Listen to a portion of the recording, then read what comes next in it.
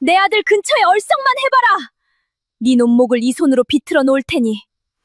비단 치마를 두른 기생이 한양제일 가는 권세가의 멱살을 움켜쥐고 있었습니다.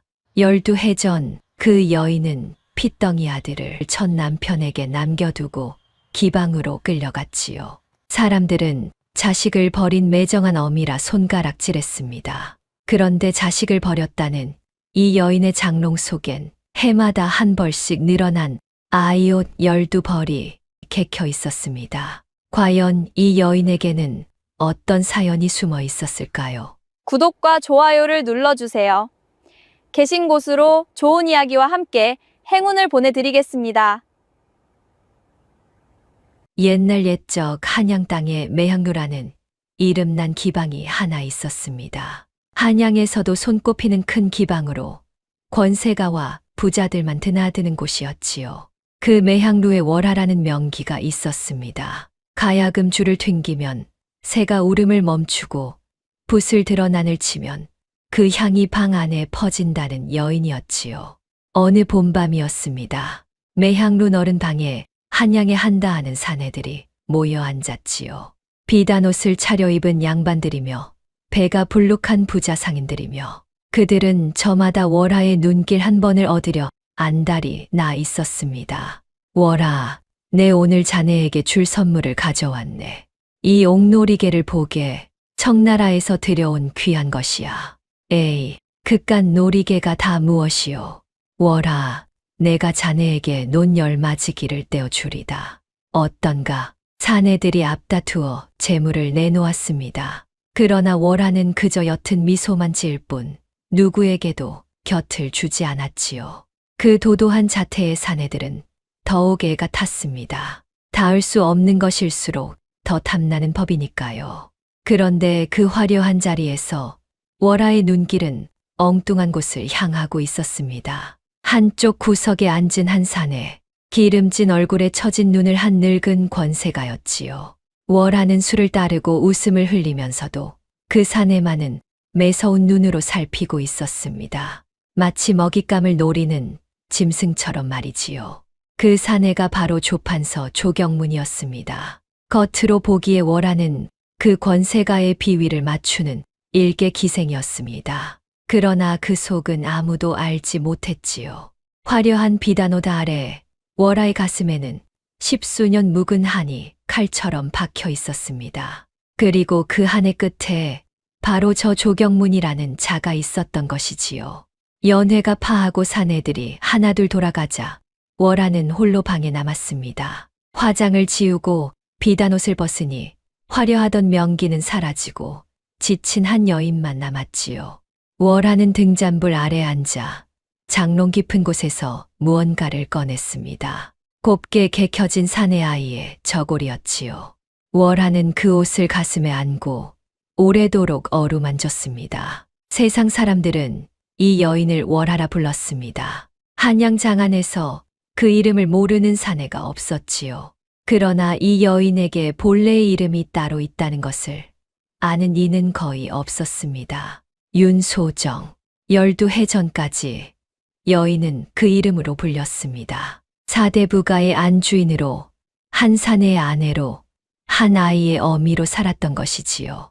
그 시절의 소정을 기억하는 이라면 지금의 월하를 결코 알아보지 못했을 것입니다. 그만큼 세월은 모질었고 여인은 변했습니다. 이 이야기는 그 윤소정이라는 여인의 이야기입니다. 소정이 매향루로 끌려온 것은 20살 되던 해의 일이었습니다. 등에 핏덩이를 떼어놓고 빈 문서 한 장에 끌려왔지요. 그날 밤 매향루의 늙은 행수어미 매월은 끌려온 여인을 보고 혀를 찼습니다. 쯧쯧 또 양반집 마님이 굴러떨어졌구먼. 곱기는 고운데 저 눈빛이 영 글렀어. 죽으려 들겠구나. 저것은 매월의 말대로였습니다. 소정은 끌려온 첫 사흘 동안 곡기를 끊었지요. 방구석에 웅크려 앉아 누구와도 말을 섞지 않았지요. 매월이 미음을 들이밀어도 고개를 돌렸습니다. 그저 빈 벽만 바라보며 소리 없이 눈물을 흘릴 뿐이었습니다. 얘야, 이러다 정말 죽는다. 죽으면 그걸로 끝이야. 내가 두고 온 게 무엇이든 죽으면 영영 못 본다. 매월의 그 말에 소정의 어깨가 흠칫 떨렸지요. 두고 온 것, 그 한마디가 여인의 가슴을 찔렀던 것이지요. 소정은 천천히 고개를 들었습니다. 핏기 없는 입술이 달싹였습니다. 제 아이는 잘 있을까요? 아이가 있었더냐? 핏덩이를 두고 왔습니다. 젖도 떼지 못한 것을. 소정의 눈에서 다시 눈물이 흘렀지요. 이번에는 소리 없는 눈물이 아니었지요. 가슴 깊은 곳에서 터져 나오는 짐승의 울음 같은 것이었습니다. 매월은 그 울음을 가만히 들었습니다. 늙은 기생은 살면서 수없이 많은 여인의 울음을 들어왔지만 이런 울음은 흔치 않다는 것을 알았지요. 얘야, 잘 들어라. 내가 여기서 죽으면 그 아이는 어미 없는 자식으로 한평생을 산다. 허나 내가 살아남으면 언젠가는 그 아이를 다시 볼 수도 있어. 이 바닥이 모질긴 해도 사람만 있으면 길이 열리는 법이다. 소정은 그 말을 한참 곱씹었습니다. 살아남으면 길이 열린다. 그 말이 캄캄한 방 안에 한 줄기 빛처럼 떨어졌지요. 여인은 소매로 눈물을 닦았습니다. 그러고는 미음 그릇을 끌어당겼습니다. 식어 굳은 미음을 여인은 천천히 떠먹기 시작했지요. 그날부터 소정은 죽기를 그만두었습니다. 대신 살기로 했지요. 그것도 아주 모질게, 아주 독하게 살기로 마음먹었습니다. 소정이 매향루에 끌려오기 전 그녀가 어떤 여인이었는지를 말하려면 12해를 거슬러 올라가야 합니다. 한양에서 그리 멀지 않은 고을에 한씨 성을 가진 양반 가문이 있었습니다. 대대로 벼슬을 지낸 명문은 아니었으나 청렴하기로 이름난 집안이었지요. 그 집의 장손이 한석규라는 선비였습니다. 한석규는 글재주가 뛰어나고 마음이 고든 사람이었습니다. 26세 윤소정을 아내로 맞았지요. 소정은 이웃 고을 선비의 딸로 바느질 솜씨가 빼어나고 글도 제법 읽을 줄 아는 처자였습니다. 두 사람은 금슬이 좋았습니다. 혼이 난 이듬해에는 아들도 보았지요. 아이의 이름은 무영이라 지었으나 집에서는 그저 돌이라 불렀습니다. 돌처럼 단단하게 자라라는 뜻이었지요. 여보, 우리 돌이가 당신을 꼭 닮았소. 이 눈매 좀 보시오. 아니에요. 인매는 서방님을 닮았는걸요. 핏덩이를 가운데 두고 두 부부는 그렇게 웃었습니다. 가난했으나 따뜻한 집이었지요. 마당에는 감나무 한 그루가 있었고 가을이면 그 감이 발갛게 익었습니다. 소정은 그 감을 따서 곶감을 만들어 시어머니께 올리곤 했습니다. 시어머니는 며느리를 친딸처럼 아꼈지요. 그 집에 한 사내가 드나들기 시작한 것은 도리가 태어나고 얼마 지나지 않아서였습니다. 한양에서 내려온 조경문이라는 자였지요. 그때만 해도 조경문은 판서가 아니었습니다. 벼슬길에 막 오른 야심 찬 관리였지요. 그는 한석규의 글재주를 탐냈습니다. 아니, 정확히는 한석규의 집안이 가진 땅을 탐냈습니다. 한씨 가문은 비록 벼슬은 변변치 않았으나 선대로부터 물려받은 기름진 땅이 제법 있었지요. 그 땅은 고을에서도 손꼽히는 옥토였지요. 조경문은 그 땅에 눈독을 들였습니다. 처음에는 좋은 값에 사겠노라 제안했지요. 한석규는 거절했습니다. 선대께서 물려주신 땅입니다. 함부로 팔 수 없습니다. 허허, 선비님도 참 답답하시오. 내 시세보다 후하게 저 드리겠다는데 이런 기회가 흔한 줄 아시오? 송구하나 뜻을 거두어 주십시오. 한석규는 정중하되 단호했습니다. 조경문은 겉으로는 웃으며 물러났으나 속으로는 이를 갈았지요. 제 뜻을 거스른 자를 가만두는 위인이 아니었습니다. 그날 이후 조경문은 다른 길을 찾기 시작했습니다. 사서 안 되면 빼앗으면 그만이라는 것이 그자의 생각이었지요. 그 무렵 소정은 아무것도 몰랐습니다. 남편이 어떤 위험에 처해 있는지, 그 집안에 어떤 먹구름이 들이우고 있는지를 그저 도리를 품에 안고 곶감을 말리고 남편의 도포를 다리며 평온한 나날을 보냈지요. 그 평온이 얼마나 위태로운 것인지 여인은 알지 못했습니다. 어느 날 저녁 시어머니가 소정의 손을 잡고 이런 말을 했습니다. 얘야, 사람의 정이라는 게 참 묘한 것이다. 곁에 있을 때는 그 귀한 줄을 모르지. 헌데 어미의 정은 말이다. 자식이 알아주지 않아도 10년을 흐르는 강물 같은 것이란다. 흘러도 흘러도 마르지 않아. 어머니, 갑자기 어이 그런 말씀을. 글쎄다. 그냥 문득 그런 생각이 들었구나. 너도 어미가 되었으니 언젠가 이 말 뜻을 알게 될 게다. 소정은 그저 웃었지요. 그때는 그 말이 무슨 뜻인지 깊이 헤아리지 못했지요. 곁에 자식이 있고 남편이 있는데 흐르는 강물이라니. 어미의 정이 마르지 않는다는 말이 그저 늙은 시어머니의 정담으로만 들렸던 것입니다. 어머니도 참, 저는 평생 도리 곁을 떠나지 않을 거예요. 강물이 어디 있어요. 저는 우물처럼 한자리에 고여 있을 건데요. 그래, 그랬으면 좋겠구나. 정말 그랬으면. 시어머니는 그렇게 말하며 며느리의 머리를 쓰다듬었습니다. 그 손길에는 알 수 없는 쓸쓸함이 배어 있었지요. 소정은 그 쓸쓸함의 까닭을 묻지 않았습니다. 그저 시어머니가 나이 들어 마음이 약해진 탓이려니 여겼지요. 그 말이 제 가슴을 후벼 팔 날이 오리라고는 소정은 꿈에도 생각지 못했습니다. 그날 밤 소정은 잠든 도리의 얼굴을 오래도록 들여다보았습니다. 작은 입술이 옹알옹알 무어라 중얼거리고 있었지요. 여인은 아이의 통통한 볼을 손가락으로 살며시 만졌습니다. 따뜻했습니다. 세상 무엇보다 따뜻한 것이 바로 이 작은 핏덩이였지요. 도라, 어미가 너를 얼마나 사랑하는지 아니. 어미는 너를 위해서라면 무엇이든 할 수 있단다. 소정은 잠든 아이에게 속삭였습니다. 그 말이 훗날 어떤 시련으로 돌아올지 그때의 소정은 알지 못했습니다. 무엇이든 할 수 있다는 그 다짐이 자식을 제 손으로 떼어놓는 일까지 포함하게 되리라고는 말입니다. 그러나 평온한 날들은 그리 길지 않았습니다. 먹구름은 이미 그 집 처마 끝까지 밀려와 있었지요. 그리고 그 먹구름은 머지않아 천둥이 되어 한씨 가문을 내리쳤습니다. 한씨 가문에 화가 닥친 것은 그의 늦가을이었습니다. 마당에 감이 미처 다 익기도 전이었지요.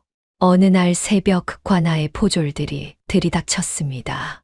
횃불을 든 자들이 마당을 가득 메웠지요. 잠에서 깬 소정이 무슨 일인가 싶어 문을 열었을 때 이미 한석규는 포승줄에 묶이고 있었습니다. 서방님, 이게 대체 무슨 일입니까? 소정이 맨발로 뛰쳐나갔습니다. 포졸 하나가 그녀를 거칠게 밀쳤지요. 소정은 마당에 나뒹굴었습니다. 그래도 다시 일어나 남편에게 달려갔습니다. 이 사람을 어디로 데려가는 겁니까? 우리 서방님이 무슨 죄를 지었다고요? 영모다. 한석규가 영모에 가담했다는 밀고가 들어왔어. 비켜라. 영모라니요. 그럴 리가 없습니다. 우리 서방님은 평생 책만 읽으신 분입니다. 소정의 절규에도 포졸들은 아랑곳하지 않았지요. 한석규는 묶인 채 끌려가며 아내를 돌아보았지요. 그의 눈빛은 흔들리지 않았습니다. 다만 깊은 슬픔이 어려 있었지요. 여보, 걱정 마시오. 나는 죄가 없소. 곧 풀려날 것이오. 도리를 잘 부탁하오. 그것이 소정이 들은 남편의 마지막 말이었습니다. 한석규는 그렇게 끌려갔습니다. 똥이 트는 새벽 하늘 아래로 남편의 뒷모습이 점점 작아졌지요. 소정은 그 자리에 주저앉아 통곡했습니다. 품에 안긴 도리가 영문도 모른 채 함께 울었습니다. 영모라는 죄목은 터무니없는 것이었지요. 한석규는 평생 벼슬에도 나가지 않은 시골 선비였지요. 영모에 가담할 까닭도 그럴 만한 위인도 아니었습니다. 그러나 죄를 만들어 씌우려는 자에게는 진실 따위는 중요하지 않았습니다. 그 모든 일의 배후에 조경문이 있었지요. 조경무는 한석규의 땅을 빼앗기 위해 없는 죄를 꾸며냈습니다. 영모라는 거짓 밀고를 올리고 위조한 문서를 증거랍시고 들이밀었지요. 한석규가 영모를 모의했다는 가짜 서찰이었습니다. 글씨체까지 교묘하게 흉내낸 것이었지요. 조경무는 이 일을 위해 솜씨 좋은 위조꾼을 따로 사두었습니다. 치밀하고도 악랄한 자였습니다. 한석규가 끌려가던 날 마을 사람들은 차마 그 광경을 보지 못해 고개를 돌렸지요. 평소 그 곧고 어진 선비를 모르는 이가 없었으니까요. 그러나 누구도 나서서 그를 변호하지 못했지요. 영모라는 죄목 앞에서는 섣불리 입을 열었다가 제 목숨까지 위태로워지는 법이었으니까요. 그저 안타까운 눈으로 지켜볼 뿐이었습니다. 한석규는 관하로 끌려가 모진 문초를 받았지요. 없는 죄를 자백하라는 매질이 이어졌지요. 그러나 한석규는 끝내 굽히지 않았습니다. 하지도 않은 일을 했다고 말할 수는 없었던 것입니다.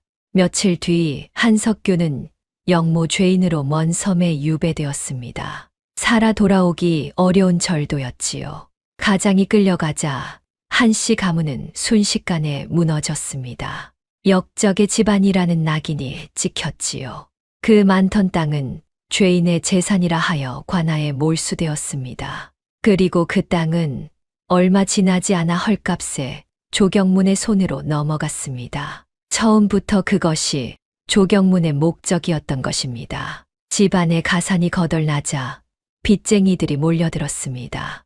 역적의 집안이라 하여 친척들도 등을 돌렸지요. 시어머니는 충격으로 자리에 누웠습니다. 소정은 어린 도리를 안고 동분서주했습니다. 남편의 무죄를 호소하러 관아 문턱이 닳도록 드나들었지요. 그러나 누구도 역적의 아내가 하는 말에 귀 기울이지 않았습니다. 그 무렵 조경문이 사람을 보내왔습니다. 한씨 집안의 마지막 남은 땅 선산만은 아직 몰수되지 않고 남아 있었지요. 조상의 묘가 있는 그 땅마저 조경문은 노렸습니다. 대감께서 이르시기를 빚을 다 갚아주겠다 하셨소. 선산만 넘기면 돼요. 그리고 한 가지 더 있소. 조경문이 보낸 청지기 곰배라는 자가 음흉한 웃음을 흘리며 말했습니다. 대감께서 이 댁 안주인을 마음에 두셨소. 첩으로 드리고 싶다 하시오. 어떻소?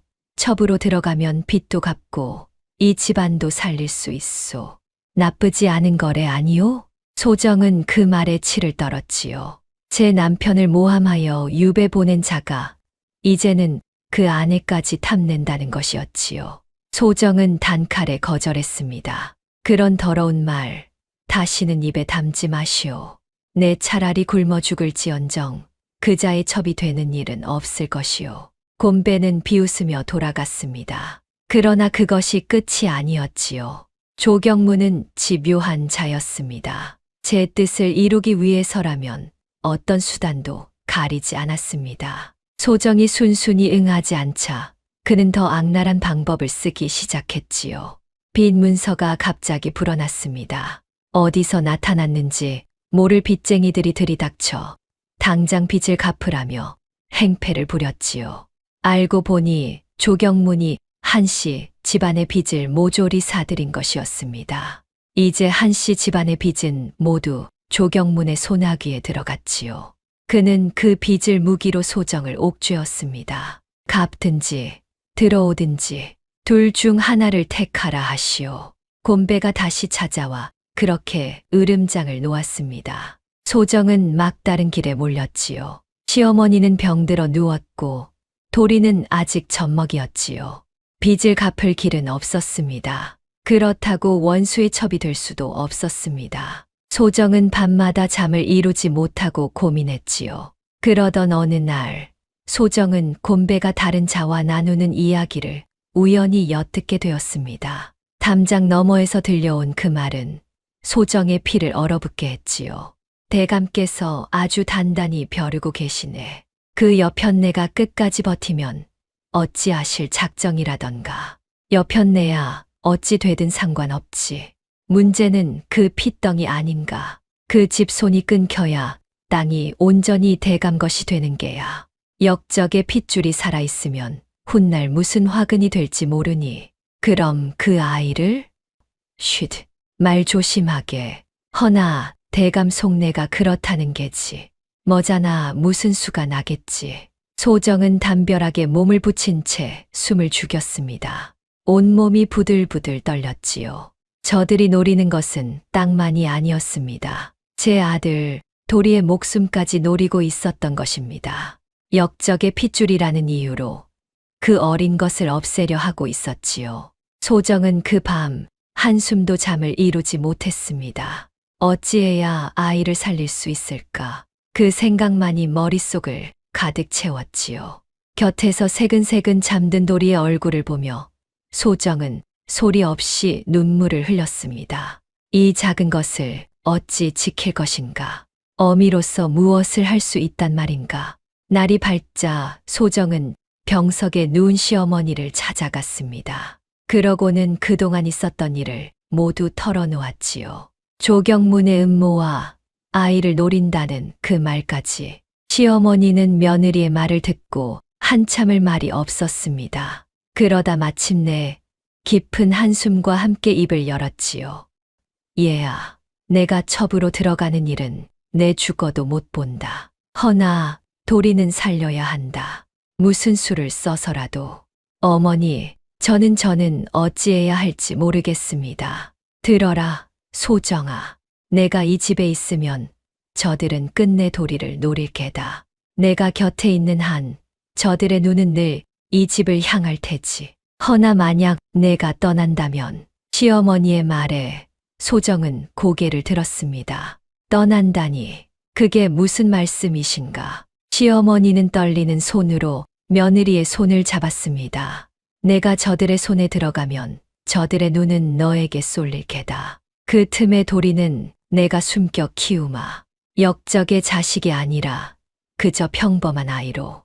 내가 미끼가 되어 저들을 묶어둔다면 그 아이는 살 수 있을 게야. 소정은 그 말에 무게의 숨이 막혔습니다. 시어머니가 하는 말은 곧 소정에게 자식을 버리고 떠나라는 것이었지요. 그것도 원수의 손에 제 발로 걸어 들어가라는 것이었습니다. 그래야만 아이가 산다는 것이었지요. 어머니, 어찌 제가 도리를 두고 떠난단 말입니까? 그럴 수는 없습니다. 소정아, 어미라는 자리가 본래 그런 것이다. 품에 끼고 있는 것만이 사랑이 아니야. 때로는 떨어져서 지키는 것이 더 모진 사랑인 게다. 내가 곁에 있어 그 아이가 죽는 것과 내가 떠나 그 아이가 사는 것. 어느 쪽을 택하겠느냐? 소정은 대답하지 못했습니다. 그저 시어머니의 손을 붙잡고 흐느낄 뿐이었지요. 자식을 살리기 위해 자식을 버려야 한다니. 이 무슨 모진 운명이란 말인가. 그러나 다른 길이 없다는 것을 소정도 알고 있었습니다. 아이를 살리는 길은 그것뿐이었지요. 그날 밤 소정은 잠든 도리를 안고 마지막으로 젖을 물렸습니다. 아이는 어미의 품을 파고들며 보채다가 이내 새근새근 잠이 들었지요. 소정은 그 작은 얼굴을 손끝으로 어루만졌습니다. 통통한 볼과 오똑한 콧날과 옹알이하던 작은 입술을 하나하나 눈에 새기듯 바라보았지요. 돌아, 어미를 용서하지 마라. 어미가 너를 버렸다고 원망해도 좋다. 그래야 내가 산다면 어미는 1000번이고 10,000번이고 그 원망을 받으마. 소정은 잠든 아이의 귀에 대고 자장가를 불렀습니다. 아이를 재울 때마다 부르던 그 노래였지요. 자장자장 우리 아기 꽃밭에서 잠을 자고 자장자장 우리 아기 별밭에서 꿈을 꾸고. 나직한 노랫소리가 방 안에 흘렀습니다. 그 노래를 부르는 동안 소정의 눈에서는 쉴 새 없이 눈물이 흘러내렸지요. 그러고는 품에서 작은 천 조각을 꺼냈습니다. 아이가 자라면 잎일 저고리를 짓던 천이었지요. 소정은 그 천의 바늘로 무언가를 수놓기 시작했습니다. 어둠 속에서 한 땀 한 땀. 그것은 아이의 이름 석자였습니다. 한무영. 언젠가 이 아이가 제 이름을 알아볼 날을 위해 어미는 그 이름을 천에 새겼지요. 며칠을 더 고민한 끝에 소정은 마침내 결심을 굳혔습니다. 떠나기로.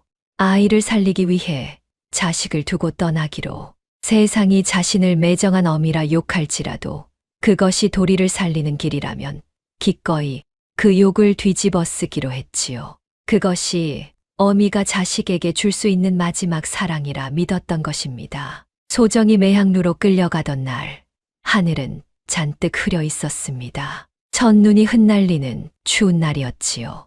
소정은 시어머니 앞에 큰 절을 올렸습니다. 시어머니는 며느리의 손을 잡고 한참을 울었지요. 어머니, 도리를 부탁드립니다. 부디 건강하게만 키워 주십시오. 그리고 제가 이 1000조각을 남깁니다. 아이가 자라거든 어미가 이 이름을 새겼노라 전해 주십시오. 소정은 무영의 이름이 수놓인 1000조각을 시어머니께 건넸습니다. 시어머니는 그것을 받아 가슴에 품었지요. 염려 마라. 이 늙은이가 목숨이 붙어 있는 한 도리는 내가 지키마. 너는 부디 살아남아라. 죽지 말고 살아남아서 언젠가 이 아이를 다시 보아라. 소정은 마지막으로 잠든 도리의 얼굴을 보았습니다. 차마 떨어지지 않는 발걸음이었지요. 그러나 돌아서야 했습니다. 여기서 머뭇거리면 모든 것이 무너질 테니까요. 소정은 이를 악물고 돌아섰습니다. 그러고는 청지기 곤배를 따라 집을 나섰지요. 잘 생각했소. 진작 이럴 것이지. 대감께서 아주 기뻐하실 거요. 곤배가 능글맞게 웃었습니다. 소정은 그 웃음에 대꾸하지 않았습니다. 다만 속으로 다짐했지요. 두고 보아라. 내 반드시 살아남아 이 한을 갚고 말리라. 내 아들을 지키고 남편의 누명을 벗기고 너희에게 이 빚을 갚아주리라. 그러나 소정을 기다린 것은 첩의 자리가 아니었습니다. 조경무는 처음부터 소정을 첩으로 들일 생각이 없었지요. 그는 더 모진 짓을 꾸몄습니다. 소정을 기방에 팔아넘긴 것입니다. 첩으로 들이겠다는 말은 그저 소정을 집에서 끌어내기 위한 거짓이었지요. 역적의 아내를 첩으로 들이면 제 체면이 깎인다 여겼던 것입니다. 대신 기방에 팔아 돈을 챙기고 소정을 천한 신분으로 떨어뜨려 영영 헤어나지 못하게 만들 작정이었지요. 대감께서 마음이 바뀌셨소. 첩이라니 가당키나 한 소리요. 역적의 아내를 어찌 안방에 들이겠소. 당신은 오늘부터 매향루의 기생이요. 빚을 갚으려면 평생 이곳에서 몸을 팔아야 할 것이요. 곤배의 말에 소정은 그제야 속았음을 깨달았습니다. 그러나 이미 늦었지요. 매향루의 문은 등 뒤에서 굳게 닫혔습니다. 소정은 그렇게 기생이 되었습니다. 윤소정이라는 이름을 잃고 월하라는 기명을 얻었지요. 처음 얼마간 소정은 죽을 생각만 했습니다. 원수에게 속아 천한 기생으로 떨어진 신세가 너무도 비참했지요. 그러나 행수어미 매월의 말이 그녀를 붙들었습니다. 살아남으면 길이 열린다는 그 말이. 소정은 죽기를 그만두고 살기로 마음먹었습니다. 그것도 그냥 사는 것이 아니라 반드시 이겨내기로 했지요. 소정은 독하게 마음을 먹었습니다. 기생으로 살아야 한다면 한양 제일의 기생이 되리라. 그래야 힘이 생기고 힘이 있어야 아들을 지키고 한을 갚을 수 있을 테니까요. 소정은 가진 재주를 모두 끌어모았습니다. 본래 글을 읽을 줄 알았고 바느질 솜씨가 빼어났지요. 거기에 가야금과 서화를 익혔습니다. 밤을 새워 연습하고 또 연습했지요. 얘가 독종이구나. 잠도 안 자고 가야금만 뜯어대니 손가락에 피가 나도록. 매월은 혀를 내둘렀습니다. 소정의 손끝은 가야금 줄에 베어 늘 피가 맺혀 있었지요. 그래도 소정은 멈추지 않았습니다. 붓글씨도 마찬가지였지요. 먹을 갈고 또 갈며 난을 치고 또 쳤습니다. 손끝이 부르트고 눈이 침침해지도록 연습했지요. 매월이 보다 못해 그만 쉬라 해도 소정은 멈추지 않았습니다. 어미, 저는 쉴 수가 없습니다. 한시라도 빨리 이름을 얻어야 힘이 생기고 그 힘으로 제 아이를 지킬 수 있으니까요. 그 말에 매월은 더는 말리지 못했습니다. 자식을 향한 그 모진 집념을 늙은 기생도 꺾을 수 없었던 것이지요. 소정의 그 피나는 노력은 헛되지 않았습니다. 먹을 갈고 또 갈며 난을 치고 또 쳤지요. 몇 해가 지나자 소정의 재주는 한양 장안에 소문이 나기 시작했습니다. 월하의 가야금 소리는 사람의 애간장을 녹인다 했습니다. 월하가 친난 그림은 살아있는 듯하다 했지요. 무엇보다 월하는 아무에게나 곁을 주지 않는 도도한 기생이었습니다. 돈만으로는 그녀의 술 한 잔을 받을 수 없다는 소문이 돌았지요. 그럴수록 사내들은 더욱 그녀에게 매달렸습니다. 닿을 수 없는 것일수록 더 탐나는 법이니까요. 그렇게 소정은 한양 제일의 명기 월하가 되었습니다. 끌려온 지 몇 해 만의 일이었지요. 이제 월하의 이름은 권세가들 사이에서도 함부로 할 수 없는 것이 되었습니다. 그녀가 모은 재물도 적지 않았지요. 매향루의 안주인이나 다름없는 위세를 갖게 되었습니다. 그러나 소정이 명기가 되려 했던 진짜 까닭은 따로 있었습니다. 바로 조경문을 곁에 두기 위함이었지요.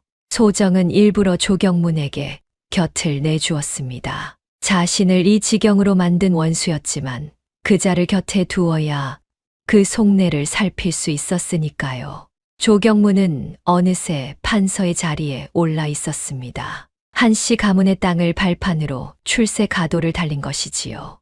그는 월하에게 흠뻑 빠졌습니다. 제가 기방에 팔아넘긴 여인이 천하의 명기가 되었으니 그 묘한 인연에 더욱 집착했지요. 물론 조경문은 월하가 윤소정이라는 것을 까맣게 몰랐습니다. 그 옛날 시골에서 본 초라한 여인과 눈앞에 화려한 명기를 연결 짓지 못했던 것입니다. 소정은 그 점을 이용했습니다. 조경문의 곁에서 술을 따르며 그자의 입에서 흘러나오는 말들을 하나하나 새겼지요. 누구를 모함했고 어떤 뇌물을 받았으며 어떤 약점을 가지고 있는지를 소정은 조용히 그러나 집요하게 그 모든 것을 모았습니다. 언젠가 이 모든 것이 조경문을 무너뜨릴 칼이 되리라 믿으며 무엇보다 소정이 가장 신경 쓴 것은 도리의 아니었습니다. 조경문이 아이를 노린다는 것을 알고 있었으니까요. 소정은 조경문의 곁에 붙어 그자의 관심을 자신에게로 돌렸습니다. 조경문이 한씨 가문을 입에 올릴 때마다 소정은 교묘하게 말머리를 돌렸지요. 그자가 예시를 잇도록 그 핏줄을 잇도록 만들었습니다. 그것이 소정이 곁을 떠나지 못한 까닭이었습니다. 자신이 미끼가 되어 원수의 눈을 묶어 두고 있었던 것이지요. 그리고 또 하나 소정은 해마다 거르지 않는 일이 있었습니다. 바로 아들의 옷을 짓는 일이었지요. 소정은 1년에 한 벌씩 도리의 저고리를 지었습니다. 아이가 자랐을 키를 가늠하여 해마다 조금씩 큰 옷을 지었지요. 그 옷에는 늘 같은 글자를 수놓았습니다. 한무영, 아이의 이름 석자를. 소정은 그 옷을 인편에 붙였습니다. 믿을 만한 보부상을 통해 한씨 집안으로 옷과 약간의 노잣돈을 보냈지요. 도리가 굶지 않기를, 추위에 떨지 않기를 바라는 어미의 마음이었습니다. 그러나 소정은 알지 못했습니다. 그 옷이, 그 노잣돈이 한 번도 도리에게 닿지 못했다는 것을, 중간에서 누군가 그것을 가로채고 있었다는 것을 말입니다. 옷을 가로챈 자는 다름 아닌 청지기 곰배였습니다. 곰배는 조경문의 명을 받아 한씨 집안을 감시하고 있었지요. 소정이 보낸 옷과 돈이 보부상을 통해 들어오는 것을 알고 그것을 중간에서 모조리 빼돌렸던 것입니다. 노잣돈은 제 주머니에 챙기고 옷은 어딘가에 처박아 두었지요. 그렇게 10년이 넘는 세월 동안 소정의 정성은 단 한 번도 아들에게 전해지지 못했습니다. 도리는 어미가 보낸 옷이 있다는 것조차 몰랐습니다. 그저 어미가 자신을 버리고 떠났다고만 알고 자랐지요. 할머니는 어미의 사정을 차마 다 말해주지 못했습니다. 어린 손자가 그 무거운 진실을 감당하기 어려우리라 여겼고 또 그 사실이 새어나가면 아이가 위험해질까 두려웠던 것이지요. 그래서 도리는 어미를 원망하며 자랐습니다.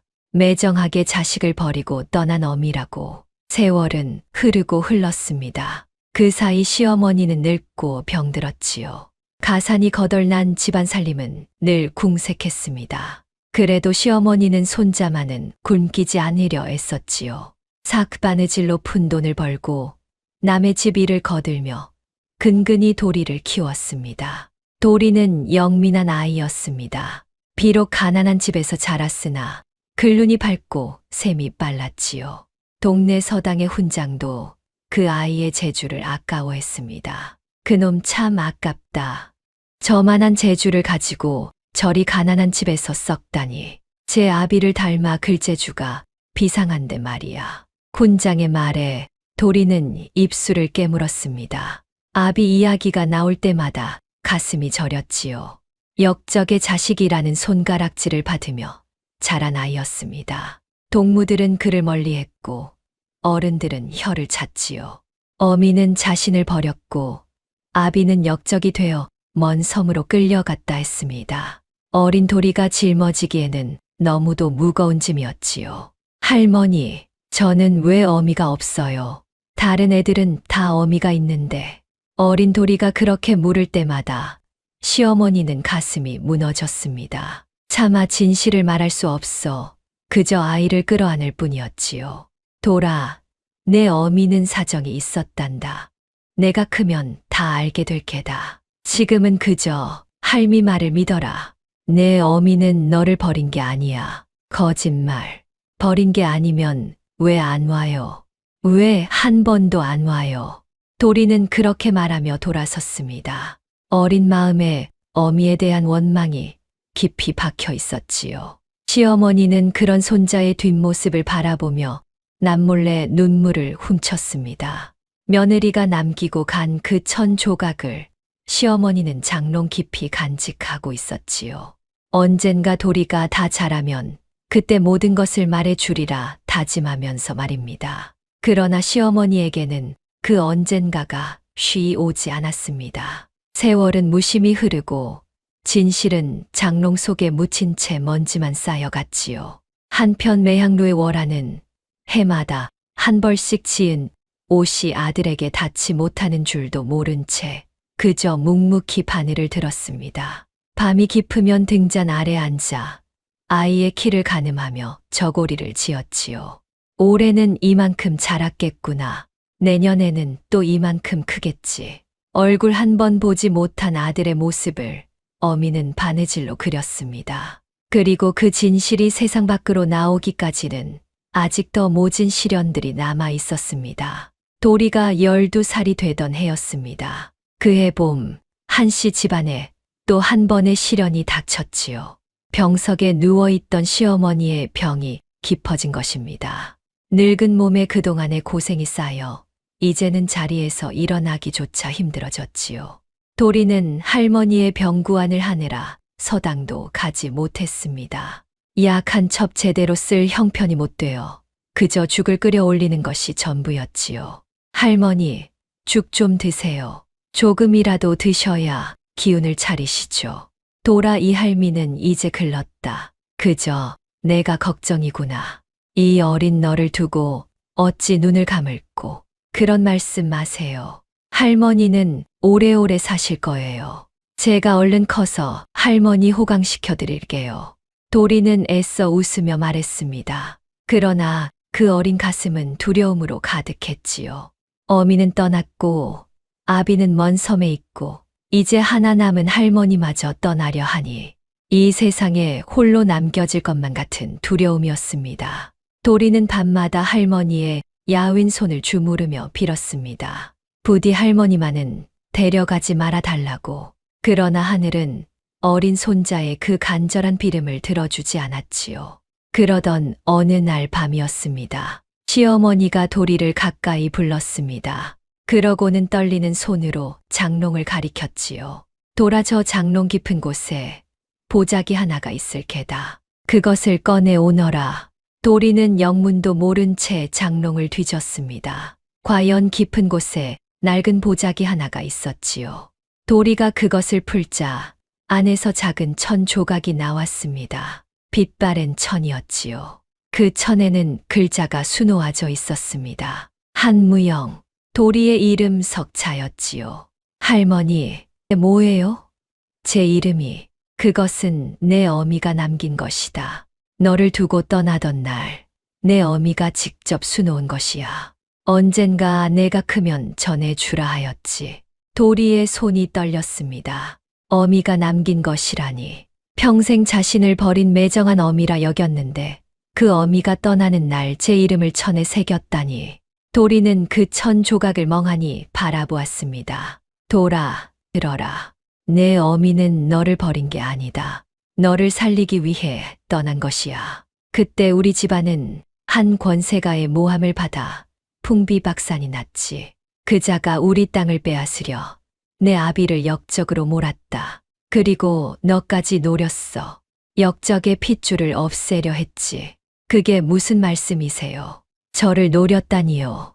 내 어미는 너를 살리려 스스로 그자의 손에 들어갔다. 제가 미끼가 되어 그자의 눈을 묶어 두려 한 게지. 그래야 내가 살 수 있었으니까. 세상은 내 어미를 자식 버린 매정한 년이라 욕했지만 그 욕을 다 뒤집었으면서도 내 어미는 너를 살린 게다. 도리의 눈에서 눈물이 흘렀습니다. 가슴 속에 박혀있던 원망이 그 한마디에 무너져 내렸지요. 어미가 자신을 버린 게 아니라 살리려 떠났다니. 그 모진 세월을 매정한 어미라는 누명을 쓰고 견뎌왔다니. 할머니, 그럼 어머니는 지금 어디 계세요? 살아 계세요? 그건 이 할미도 모른다. 풍문에 한양 어느 기방에 있다는 말을 들었을 뿐이야. 허나 살아있다면 분명 너를 그리며 살고 있을 게다. 돌아, 이 할미가 떠나거든 내 어미를 찾아라. 찾아서 그동안 원망한 것을 용서받아라. 할머니, 가지 마세요. 저 혼자 두고 가지 마세요. 흑흑. 도리는 할머니의 야윈 손을 붙잡고 울었습니다. 그러나 시어머니의 숨은 점점 가빠졌지요. 마지막 기운을 짜내 시어머니는 손자의 볼을 어루만졌습니다. 돌아, 울지 마라. 이 할미는 내 곁을 떠나도 늘 너를 지켜볼 게다. 부디 어미를 찾아 행복하게 살아라. 그것이 이 할미의 마지막 소원이다. 그것이 시어머니의 마지막 당부였습니다. 며칠 뒤 시어머니는 조용히 눈을 감았지요. 손자의 손을 꼭 쥔 채로. 도리는 하나 남은 혈육마저 잃고 이 세상에 홀로 남겨졌습니다. 그러나 그 손에는 어미가 남긴 천 조각이 쥐어 있었지요. 그리고 그 가슴에는 어미를 찾겠다는 새로운 다짐이 자리 잡았습니다. 할머니의 장례를 치른 뒤 도리는 짐을 꾸렸습니다. 어미를 찾아 한양으로 갈 작정이었지요. 가진 것이라고는 어미가 남긴 천 조각과 약간의 노잣돈이 전부였습니다. 그래도 도리는 망설이지 않았습니다. 떠나기 전 도리는 아비와 어미가 함께 살던 옛집을 둘러보았지요. 마당에는 그 옛날 어미가 가꾸었다는 감나무가 여전히 서 있었지요. 이제는 늙어 가지가 앙상했지만 봄이라 연한 잎이 돋고 있었습니다. 도리는 그 나무를 한참 올려다보았습니다. 어미도 이 나무 아래서 자신을 안고 있었을까? 문득 그런 생각이 들었지요. 어머니, 제가 찾아갈게요. 그동안 원망했던 것 다 잘못했어요. 부디 살아 계세요. 도리는 천 조각을 가슴에 품고 그렇게 중얼거렸습니다. 그 천에 수놓인 제 이름을 손끝으로 더듬으며 한 번도 본 적 없는 어미의 얼굴을 떠올려 보았지요. 어떤 얼굴일까? 어떤 목소리일까? 자신을 안고 자장가를 불러주었을까? 알 수 없는 그리움이 어린 가슴을 가득 채웠습니다. 마을 어귀를 나서는데 서당 훈장이 도리를 불러 세웠습니다. 손에 엽전 몇 잎을 쥐어 주었지요. 얘야, 먼 길인데 이거라도 보태 쓰거라. 내 아비가 참으로 고든 분이셨다. 그 아들이 이리 가는구나. 부디 몸성이 다녀오너라. 훈장님, 고맙습니다.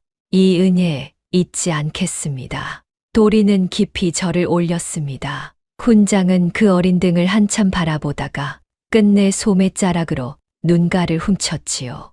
그러고는 다시 길을 나섰습니다. 어미가 살아있다면 반드시 찾아내리라. 그리고 아비의 누명도 벗기리라. 어린 가슴에 그런 다짐을 품고 도리는 한양을 향해 걸음을 옮겼습니다. 봄볕이 따스하게 등을 비추었지만 앞길에 무엇이 기다리는지는 아무도 알지 못했지요. 한편 그 무렵 매향루의 월아에게도 심상치 않은 일이 벌어지고 있었습니다. 조경문이 다시금 예시를 들추기 시작한 것입니다. 한씨 집안의 시어머니가 죽었다는 소식이 조경문의 귀에 들어갔지요. 곤배가 그 소식을 전했습니다. 대감, 그 한씨 집안 노파가 죽었답니다. 이제 그 집안에 남은 건 그 핏덩이뿐이지요. 헌데 그놈이 집을 떠나 한양으로 향했다 합니다. 한양으로? 무슨 일로? 글쎄요. 제 어미를 찾으러 가는 게 아닐는지요. 그 노파가 죽기 전에 무슨 말이라도 흘렸나 봅니다. 조경문의 눈빛이 날카로워졌습니다. 10수년이 지났어도 그자의 탐욕과 잔인함은 여전했지요. 한씨 가문의 땅으로 출세 가도를 달려온 그였지만 마음 한구석에는 늘 불안이 있었습니다.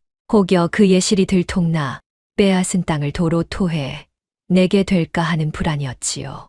무엇보다 그 무고가 거짓이었다는 증좌가 세상에 나온다면 판서의 자리는커녕 제 목숨마저 위태로울 터였습니다. 그러니 그 핏줄이 살아 움직이는 것이 조경문에게는 눈의 가시였습니다. 어린 것 하나 없애는 일쯤은 그자에게 아무것도 아니었지요. 대감, 그저 어린 핏덩이입니다. 너무 심려치 마십시오. 어허, 곤배 내가 몰라서 하는 소리다. 불씨는 작을 때 꺼야 하는 법이야. 그 어린 것이 자라 제 아비의 일을 캐기 시작하면 그때는 늦는다. 무슨 수를 써서라도 막아라. 그 아이 찾아내라. 한양에 들어오는 즉시 내게 알려. 화근은 일찌감치 잘라내야 하는 법이니 조경문이 낮게 명령했습니다. 곤배가 음흉하게 웃으며 고개를 숙였지요. 그 모든 이야기를 옆방의 월하가 듣고 있었습니다. 술상을 보러 가던 길에 우연히 그 대화를 엿들은 것이지요. 월하의 얼굴이 새하얗게 질렸습니다. 도리가 한양으로 오고 있다. 그리고 조경문이 그 아이를 노리고 있다. 10수년을 미끼가 되어 막아온 일이 이제 다시 터지려 하고 있었던 것입니다. 월하는 떨리는 손으로 가슴을 눌렀습니다. 어찌해야 하는가? 어찌해야 아이를 지킬 수 있는가? 월하는 곧장 행수어미 매월을 찾아갔습니다. 매향루에서 가장 오래 산 늙은 기생 매월만은 월하가 마음을 터놓을 수 있는 유일한 사람이었지요. 매월은 표면으로는 조경문의 비위를 맞추는 행수엄이었지만 속으로는 그 권세가의 횡포를 누구보다 미워하고 있었습니다. 어미, 큰일 났습니다. 조판서가 그 아이를 노립니다. 한양으로 오고 있다는 그 아이를. 그 아이라니 설마 내가 그토록 감추던 그 아이 말이냐. 월하는 고개를 끄덕였습니다. 그러고는 그동안 가슴에만 묻어두었던 이야기를 매월에게 털어놓았지요. 자신이 윤소정이라는 것을, 그 아이가 제 친아들이라는 것을, 10수년을 미끼가 되어 그 아이를 지켜왔다는 것을. 매월은 그 이야기를 듣고 한참을 말이 없었습니다. 늙은 눈에 눈물이 그렁그렁 맺혔지요. 세상에 그런 사연이 있었더냐. 나는 그저 내가 모진 팔자를 타고난 줄로만 알았다. 헌데 그게 다 자식을 살리려는 어미의 마음이었구나. 어미, 부디 저를 도와주십시오. 그 아이를 지켜야 합니다. 이번에는 기필코. 그래, 돕고 말고. 이 늙은이가 할 수 있는 일이라면 무엇이든 하마. 그 조가놈, 나도 진작부터 이가 갈리던 참이었다. 매월이 월하의 손을 꼭 잡았습니다. 두 여인의 손이 등잔불 아래서 맞잡혔지요. 그 밤 월하는 한숨도 잠을 이루지 못했습니다. 10수년 전 자식을 두고 떠나던 그 밤처럼 어미의 가슴은 또다시 찢어지고 있었지요. 그러나 이번에는 달랐습니다. 그때는 그저 떠나는 것밖에 할 수 없었지만 이제 월아에게는 힘이 있었습니다. 명기로서의 위세와 그동안 모아온 조경문의 약점들과 곁을 지켜줄 사람이. 월아는 이를 악물었습니다. 이번에야말로 끝장을 보리라. 도리가 한양에 당도한 것은 길을 떠난 지 보름 만이었습니다. 난생 처음 보는 큰 도성의 도리는 입이 떡 벌어졌지요. 사람들이 개미떼처럼 오가고 저작거리에는 온갖 물건이 넘쳐났습니다. 시골뜨기 소년에게는 모든 것이 낯설고 두려웠지요. 그러나 도리는 주눅 들지 않았습니다. 어미를 찾겠다는 일념뿐이었으니까요. 문제는 그 넓은 한양에서 어미를 어찌 찾느냐 하는 것이었습니다. 할머니가 남긴 말이라고는 어느 기방에 있다는 풍문뿐이었지요. 도리는 기방이 어디 있는지부터 수소문했습니다. 그러다 한 노인에게 호되게 야단을 맞았지요. 이놈아, 코 흘리게가 기방은 무슨 기방이냐. 썩 집에 가지 못해. 도리는 머쓱해져 물러났습니다. 그래도 포기하지 않았지요. 저작거리 한 구석에서 허드레시를 거들며 끼니를 때우고 틈틈이 기방의 위치를 알아냈습니다. 그러던 어느 날 도리는 한 사내와 마주치게 됩니다. 떡장수 노인이었지요. 박노인이라 불리는 그 노인은 매향루에 떡을 대는 사람이었습니다. 도리가 길에서 굶주려 쓰러질 뻔한 것을 박노인이 거두어 주었지요. 따뜻한 떡 한 덩이를 손에 쥐어주며 말했습니다. 쯧쯧, 어린 것이 어찌 이 지경이 되었누. 자, 이거라도 먹어라. 어디서 온 누구냐. 고맙습니다, 어르신. 저는 어미를 찾으러 왔습니다. 어미가 한양 어느 기방에 있다 하여. 기방에 어미가 있다고. 허허, 사연이 있는 모양이구나. 어느 기방인지는 아느냐. 그것까지는 모릅니다. 그저 한양 어느 기방이라는 것밖에는.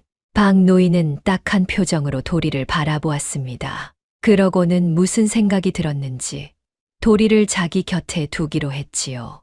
그래, 어차피 나도 일손이 필요하던 참이다. 내 떡짐을 같이 지고 다니자. 한양 기방이란 기방은 내가 다 돌아다니니 내 어미도 어디선가 찾을 수 있을지 모르지. 도리는 그 말에 눈물이 핑 돌았습니다. 낯선 땅에서 처음으로 만난 따뜻한 손길이었으니까요. 도리는 박노인을 따라다니며 떡짐을 졌습니다. 그러면서 기방마다 어미의 행방을 물었지요. 박노인은 그런 도리를 친손자처럼 아꼈습니다. 떡짐을 지고 다니다 다리가 아프면 업어주기도 하고 끼니 때면 제 몫에 떡을 떼어 도리 입에 먼저 넣어 주었지요. 도리도 그런 노인을 친할아버지처럼 따랐습니다. 할머니를 여인 외로운 가슴에 박노인의 정이 따스하게 스며들었던 것이지요. 어르신은 자식이 없으십니까? 어찌 저 같은 떠돌이를 이리 거두어 주십니까? 있었지. 아들이 하나 있었다. 헌데 몹쓸 병으로 일찍 갔어. 살아있으면 딱 내 나이쯤 되었을 게다. 너를 보니 그 녀석 생각이 나는구나. 박노인의 눈에 쓸쓸함이 스쳤습니다. 도리는 그 마음을 헤아리고 노인의 손을 가만히 잡았지요. 두 외로운 사람이 그렇게 서로의 빈자리를 채워주었습니다. 박노인은 도리에게 한양에서 살아가는 법을 가르쳐 주었습니다. 어디서 물을 얻고 어디서 잠을 자며 어떤 자를 조심해야 하는지를. 시골 소년에게는 하나하나가 소중한 가르침이었지요. 얘야, 한양 바닥은 무서운 곳이다. 번드르르한 얼굴로 다가오는 자일수록 조심해야 해. 특히 권세가 밑에서 일하는 자들은 더더욱 그 자들 눈에 잘못 띄면 쥐도 새도 모르게 화를 당하는 법이야. 명심하겠습니다, 어르신. 그 가르침이 훗날 도리의 목숨을 구하게 되리라고는 그때는 둘 다 알지 못했습니다. 한 번은 이런 일도 있었지요. 도리가 박노인을 따라 어느 부잣집에 떡을 데려 갔을 때였습니다. 그 집 종놈이 떡값을 깎으려고 떡이 상했다며 행패를 부렸지요. 멀쩡한 떡을 두고 트집을 잡은 것입니다. 박노인은 늙은 몸이라 그저 굽실거릴 뿐이었지요. 그 모습을 보다 못한 도리가 나섰습니다. 이 떡은 오늘 새벽에 가져 낸 것입니다. 상한 데가 어디 있다는 겁니까? 정 그러시면 제가 한 입 먹어 보이겠습니다. 도리는 그 자리에서 떡을 한 입 빼어 물었습니다. 그러고는 멀쩡하다는 것을 보여주었지요. 종놈은 머쓱해져 더는 트집을 잡지 못했습니다. 결국 떡값을 제대로 치를 수밖에 없었지요. 돌아오는 길에 박노인이 도리의 머리를 쓰다듬었습니다. 허허, 내가 나보다 낫구나. 이 늙은이는 그저 굽실거리 줄밖에 몰랐는데 내 아비가 고든 선비였다더니 그 피를 물려받았구나. 어르신을 업신여기는 게 보기 싫었을 뿐입니다. 도리가 무뚝뚝하게 대답했습니다. 그러나 그 속에는 노인을 위하는 따뜻한 마음이 담겨 있었지요. 박노인은 그런 도리가 대견하면서도 한편으로는 짠했습니다. 어린 나이에 세상 풍파를 다 겪은 아이의 단단함이 도리어 안쓰러웠던 것이지요. 두 사람은 그렇게 정을 쌓아갔습니다. 비록 피 한 방울 섞이지 않았으나 친혈육 못지않은 정이었지요. 박노인은 떡을 팔러 다니며 가는 곳마다 도리의 어미를 수소문해 주었습니다. 비록 그는 몰랐으나 사람 보는 눈만은 밝은 노인이었지요. 얘야, 내 어미 이름이 무엇이냐? 그거라도 알아야 찾지. 이름은 모릅니다. 다만 어미가 제게 남긴 것이 있습니다. 이 1000조각입니다. 도리가 품에서 1000조각을 꺼내 보였습니다. 박노인은 그 천의 수놓인 글자를 들여다보았지요. 한무영. 비록 글은 몰랐으나 정성스레 수놓은 그 솜씨의 노인은 혀를 내둘렀습니다. 이거 보통 솜씨가 아니구나. 이런 바느질을 하는 여인이라면 어디서든 눈에 띄었을 게다. 옳지, 매향루에 솜씨 좋기로 소문난 기생이 하나 있다던데. 그 사람이 아닐는지. 박노인의 그 말에 도리의 가슴이 두근거렸습니다. 매향루, 그 이름을 도리는 가슴에 새겼지요. 그러나 매향루는 아무나 드나들 수 있는 곳이 아니었습니다. 한양에서도 손꼽히는 큰 기방으로 권세가들만 출입하는 곳이었지요. 어린 도리가 그 문턱을 넘기란 쉬운 일이 아니었습니다. 한편 매향루에 월하는 도리를 찾기 위해 은밀히 사람을 풀었습니다. 조경문보다 먼저 아이를 찾아야 했으니까요. 월하는 믿을 만한 이들을 통해 한양에 들어온 어린 소년의 행방을 수소문했습니다. 그러나 워낙 넓은 도성이라 아이의 종적은 쉬이 잡히지 않았지요. 그러던 차에 월하는 뜻밖의 소식을 듣게 됩니다. 매향루에 떡을 대는 박노인이 웬 시골 소년을 데리고 다닌다는 것이었지요. 그 소년이 어미를 찾고 있다는 말도 함께였습니다. 월하의 심장이 철렁 내려앉았습니다. 혹시 그 아이가? 월하는 매월을 통해 박노인을 조용히 불렀습니다. 그러고는 그 소년에 대해 물었지요. 그 아이가 무엇을 지니고 있던가요? 혹 어미가 남긴 물건 같은 것이? 예, 1000조각을 하나 지니고 있습디다. 글자가 수노인 것이었는데 한무영이라 적혀 있다 하더이다. 그 말에 월하의 손에서 찻잔이 떨어졌습니다. 쨍그랑 잔이 깨지는 소리가 방 안에 울렸지요. 한무영, 그것은 월하가 10수년 전 떠나던 밤에 직접 수놓은 그 천이었습니다. 아들의 이름 석자, 그 아이가 바로 도리였던 것입니다. 그 아이는 지금 어디 있나요? 지금 당장 만나야 합니다. 월하의 목소리가 떨렸습니다. 10수년을 그리던 아들이 지금 이 한양에 손 닿을 곳에 있다니 어미의 가슴은 미친 듯이 뛰었지요. 그러나 박노인은 난처한 표정을 지었습니다. 그게 실은 며칠 전부터 그 아이가 보이질 않습니다. 어디로 갔는지 종적이 묘연해서요. 저도 걱정하던 참입니다. 월하의 얼굴이 새하얗게 질렸습니다. 도리가 사라졌다니. 설마 조경문이 먼저 손을 쓴 것인가? 불길한 예감이 가슴을 짓눌렀지요. 월하는 매월과 함께 백방으로 도리의 행방을 수소문했습니다. 그러나 아이는 어디에서도 찾을 수 없었지요. 마치 한양 땅으로 꺼져버린 것만 같았습니다. 월하는 가진 재물을 아낌없이 풀었습니다. 거짓대에게, 장사꾼들에게, 떠돌이들에게, 돈을 쥐어주며 어린 소년을 찾아달라 부탁했지요. 한양 바닥에 눈과 귀를 모조리 사들인 것입니다. 매월도 발이 닳도록 뛰어다녔습니다. 늙은 몸을 이끌고 골목골목을 뒤졌지요. 얘야, 너무 상심 말거라. 그 아이가 영민하다면 분명 살아있을 게다. 내가 십수년을 지켜온 아이가 아니냐. 그리 쉬 잘못되지는 않을 게야. 매월이 월하를 위로했습니다. 그러나 월하의 마음은 타들어갔지요. 밤마다 잠을 이루지 못하고 등잔 아래 앉아 아들의 옷을 매만졌습니다. 십수년간 지어온 그 옷들을, 이 옷의 주인이 지금 어디서 굶주리고 떨고 있을 것을 생각하니 어미의 가슴은 미어졌지요. 돌아, 어디 있느냐? 이 어미가 여기 있다. 부디 무사해라. 부디. 월하는 옷을 끌어안고 흐느꼈습니다. 그토록 가까이 왔는데, 손 닿을 곳까지 왔는데 또다시 아이를 잃을까 봐 어미의 두려움은 그 무엇보다 컸지요.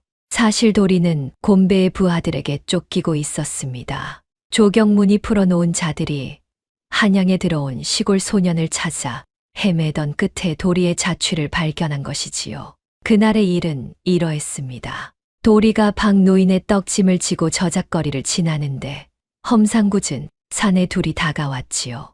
그들은 도리의 행색을 위아래로 훑더니 슬쩍 말을 붙였습니다. 얘야, 너 혹시 시골서 어미 찾으러 온 아이 아니냐? 우리가 내 어미를 안다. 따라오너라. 도리는 귀가 번쩍 뜨였습니다. 어미를 안다니 하마터면 따라 나설 뻔했지요. 그러나 그 순간 박노인의 가르침이 떠올랐습니다. 번드르르하게 다가오는 자를 조심하라던 그 말이, 도리는 사내들의 눈빛에서 섬뜩한 무언가를 느꼈습니다. 어미를 안다면서 어미의 이름도 생김새도 말하지 못하는 것이 이상했지요. 고맙습니다만 어르신과 함께 가야 합니다. 잠시만 기다려 주세요. 도리는 그렇게 둘러대고는 떡짐을 진 채 슬그머니 자리를 떴습니다. 사내들이 눈치를 채고 뒤를 쫓았지요. 도리는 떡짐을 내던지고 죽어라 달렸습니다. 좁은 골목으로 또 골목으로, 시골에서 산을 타며 자란 덕에 발은 빨랐지요. 가까스로 사내들을 따돌린 도리는 어느 폐가에 몸을 숨기고 밤이 깊도록 숨을 죽였습니다. 영문도 모른 채 누군가 자신을 쫓는다는 것만 알고 도망친 것이었지요. 어미를 찾으러 온 길이 어느새 쫓기는 신세가 되어버린 것입니다. 도리는 박노인에게도 돌아가지 못했습니다. 행여 노인에게까지 화가 미칠까 두려웠던 것이지요. 그렇게 도리는 홀로 한양의 뒷골목을 전전하게 되었습니다. 도리는 한양의 뒷골목을 전전하며 몸을 숨겼습니다. 굶주리고 지친 몸으로 어둠 속을 헤맸지요. 도대체 누가 왜 자신을 쫓는단 말인가? 어린 도리로서는 알 수 없는 일이었습니다. 그저 두렵고 막막할 뿐이었지요. 그러나 도리는 포기하지 않았습니다. 어미를 찾기 전에는 결코 쓰러질 수 없었으니까요. 품속에 천 조각을 꼭 쥐고 도리는 이를 악물었습니다. 어머니, 조금만 기다리세요. 제가 꼭 찾아갈게요. 도리가 다시 모습을 드러낸 것은 사라진 지 열흘쯤 지나서였습니다. 굶주림에 지친 도리가 매항로 뒷골목에서 쓰러진 것이지요. 마침 그곳을 지나던 매월이 쓰러진 소년을 발견했습니다. 늙은 기생은 한눈에 그 아이가 누구인지 알아보았지요. 품에서 떨어진 천 조각을 보았으니까요. 얘야, 정신 차려라. 너로구나. 내가 그 아이로구나. 매월은 도리를 들쳐업고 매항로로 달려갔습니다. 그러고는 곧장 월하의 방으로 향했지요. 월하는 쓰러진 도리를 보고 그 자리에 얼어붙었습니다. 비록 핏덩이 적에 헤어졌으나 어미는 한눈에 제 자식을 알아보았지요. 제 눈매를 닮은, 제 인매를 닮은 그 얼굴을. 돌아, 내 아들 돌아. 월하는 아이를 끌어안았습니다. 십수년을 그리던 아들이 마침내 어미의 품으로 돌아온 것입니다. 그러나 도리는 정신을 잃은 채였지요. 월하는 정신없이 아이를 보살폈습니다. 따뜻한 죽을 끓여 한술 한술 떠먹이고 식은 땀을 닦아주고 밤새 곁을 지켰지요. 어미의 정성 덕인지 도리는 이틀 만에 눈을 떴습니다. 여기가 어디예요? 어르신은 도리가 흐릿한 눈으로 주위를 둘러보았습니다. 낯선 방, 낯선 여인이 자신을 내려다보고 있었지요. 비단 옷을 곱게 차려입은 아름다운 여인이었습니다. 그 여인의 눈에서 눈물이 흐르고 있었지요. 돌아, 정신이 드느냐? 다행이다. 정말 다행이야. 누구세요? 저를 아세요? 월하는 차마 말을 잊지 못했습니다. 내 어미라고, 내가 내 어미라고. 그 한마디가 목구멍까지 차올랐지만 입 밖으로 나오지 않았지요. 10수년 만에 만난 아들 앞에서 어미는 어찌 말을 꺼내야 할지 알 수 없었습니다. 혹여 아이가 자신을 원망하지는 않을까, 매정한 어미라 외면하지는 않을까. 그 두려움에 월하는 차마 진실을 말하지 못했지요. 나는 이 매향루의 월하라 한다. 길에 쓰러진 너를 거두었을 뿐이야. 몸은 좀 어떠냐? 아, 그러셨군요. 고맙습니다. 이 은혜를 어찌 갚아야 할지. 도리는 깊이 고개를 숙였습니다. 제 앞에 여인이 친어미인 줄도 모른 채로 말이지요. 월하의 가슴이 무너졌습니다. 그러나 내색하지 않았지요. 아직은 때가 아니라 여겼습니다. 조경문의 위협이 사라지기 전에는 모자의 연을 함부로 드러낼 수 없었으니까요. 만약 조경문이 도리가 제 자식인 줄 알게 되면 두 사람 다 위험해질 테니 말입니다. 그날부터 도리는 매향루에 머물게 되었습니다. 월하는 도리를 잔심부름하는 아이로 들였지요. 겉으로는 그저 거두어준 고아처럼 보이게 했습니다. 그러나 월하는 도리를 지극정성으로 보살폈습니다. 좋은 옷을 입히고 맛난 음식을 먹이고 글 공부도 시켰지요. 밤이면 월하는 도리가 잠든 방을 몰래 들여다보았습니다. 곤히 잠든 아들의 얼굴을 한참 바라보다가 이불을 여며주고 돌아서곤 했지요. 10수년 전 핏덩이를 두고 떠나던 그 밤이 떠올랐습니다. 그때 잠든 아이의 얼굴을 손끝으로 어루만지며 자장가를 불렀었지요. 월하는 잠든 도리의 머리맡에서 그 옛 자장가를 나직이 불러보았습니다. 자장자장 우리 아기 꽃밭에서 잠을 자고, 자장자장 우리 아기 별밭에서 꿈을 꾸고. 신기하게도 잠결의 도리가 그 노래에 옅은 미소를 지었습니다. 핏덩이 적에 들었던 그 가락을 어린 영혼이 어렴풋이 기억하는 것이었을까요? 월하의 눈에서 또 눈물이 흘렀습니다. 도리는 그런 월하를 어미처럼 따랐습니다. 비록 친어미인 줄은 몰랐으나 그 따뜻한 정에 어린 마음이 녹아들었던 것이지요. 월하님은 어찌 저 같은 아이에게 이리 잘해 주십니까? 마치 어미 같으세요. 도리가 무심코 그렇게 말했을 때 월하는 그만 눈물을 보일 뻔했습니다. 황급히 고개를 돌려 눈물을 감추었지요. 그저 내가 가여워서 그런다. 어미를 찾는다 들었는데 그 마음이 짠하여. 예, 제 어미가 한양 어느 기방에 있다 합니다. 꼭 찾아야 해요. 그동안 어미를 원망했었는데 알고 보니 저를 살리려 떠나신 거였어요. 할머니가 그리 말씀하셨어요. 도리의 말에 월하의 손이 떨렸습니다. 아이가 진실을 알고 있었던 것입니다. 어미가 자신을 버린 게 아니라 살리려 떠났다는 것을. 그리고 그 어미를 찾아 용서를 빌러 한양까지 온 것이었지요. 월하는 터져 나오려는 울음을 가까스로 참았습니다. 지금 당장 끌어안고 말하고 싶었지요. 내가 내 어미라고, 너를 한순간도 잊은 적 없다고. 그러나 참아야 했습니다. 아직은. 그러던 어느 날이었습니다. 도리가 월하의 방을 청소하다가 우연히 큰 장롱을 열게 되었지요. 그 안에는 가지런히 개켜진 옷가지들이 들어 있었습니다. 사내 아이의 저고리였지요. 그것도 한 벌이 아니라 여러 벌이었습니다. 크기가 조금씩 다른 12벌의 저고리. 이게 무슨 옷이지? 도리는 그 옷들을 꺼내 보았습니다. 가장 작은 것은 핏덩이가 입을 만한 배냇저고리였고, 가장 큰 것은 꼭 제 몸에 맞을 만한 크기였지요. 해마다 조금씩 커진 옷들, 마치 한 아이의 자람을 따라 지어진 것 같았습니다. 그리고 그 옷들의 기세는 하나같이 같은 글자가 수놓아져 있었지요. 한무영. 도리의 눈이 커졌습니다. 제 이름이었으니까요. 떨리는 손으로 품1,000 조각을 꺼내 보았습니다. 어미가 남긴 그 천에 수놓인 글자와 옷에 수놓인 글자가 똑같았지요. 같은 솜씨, 같은 정성. 도리의 머릿속이 하얘졌습니다. 이게 어떻게... 그때 방문이 열렸습니다.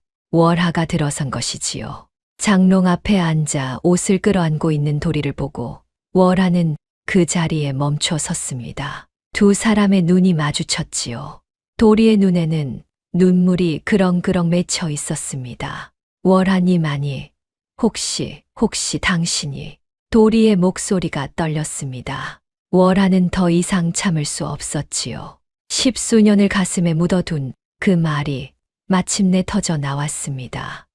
그래, 내가 내 어미다. 돌아, 내가 너를 낳은 어미야. 순간 방 안에는 정적이 흘렀습니다. 도리는 멍하니 월하를 바라보았지요.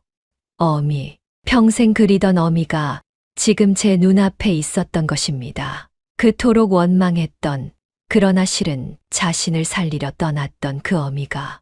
어머니 정말 어머니세요. 정말로. 그래, 미안하다, 돌아.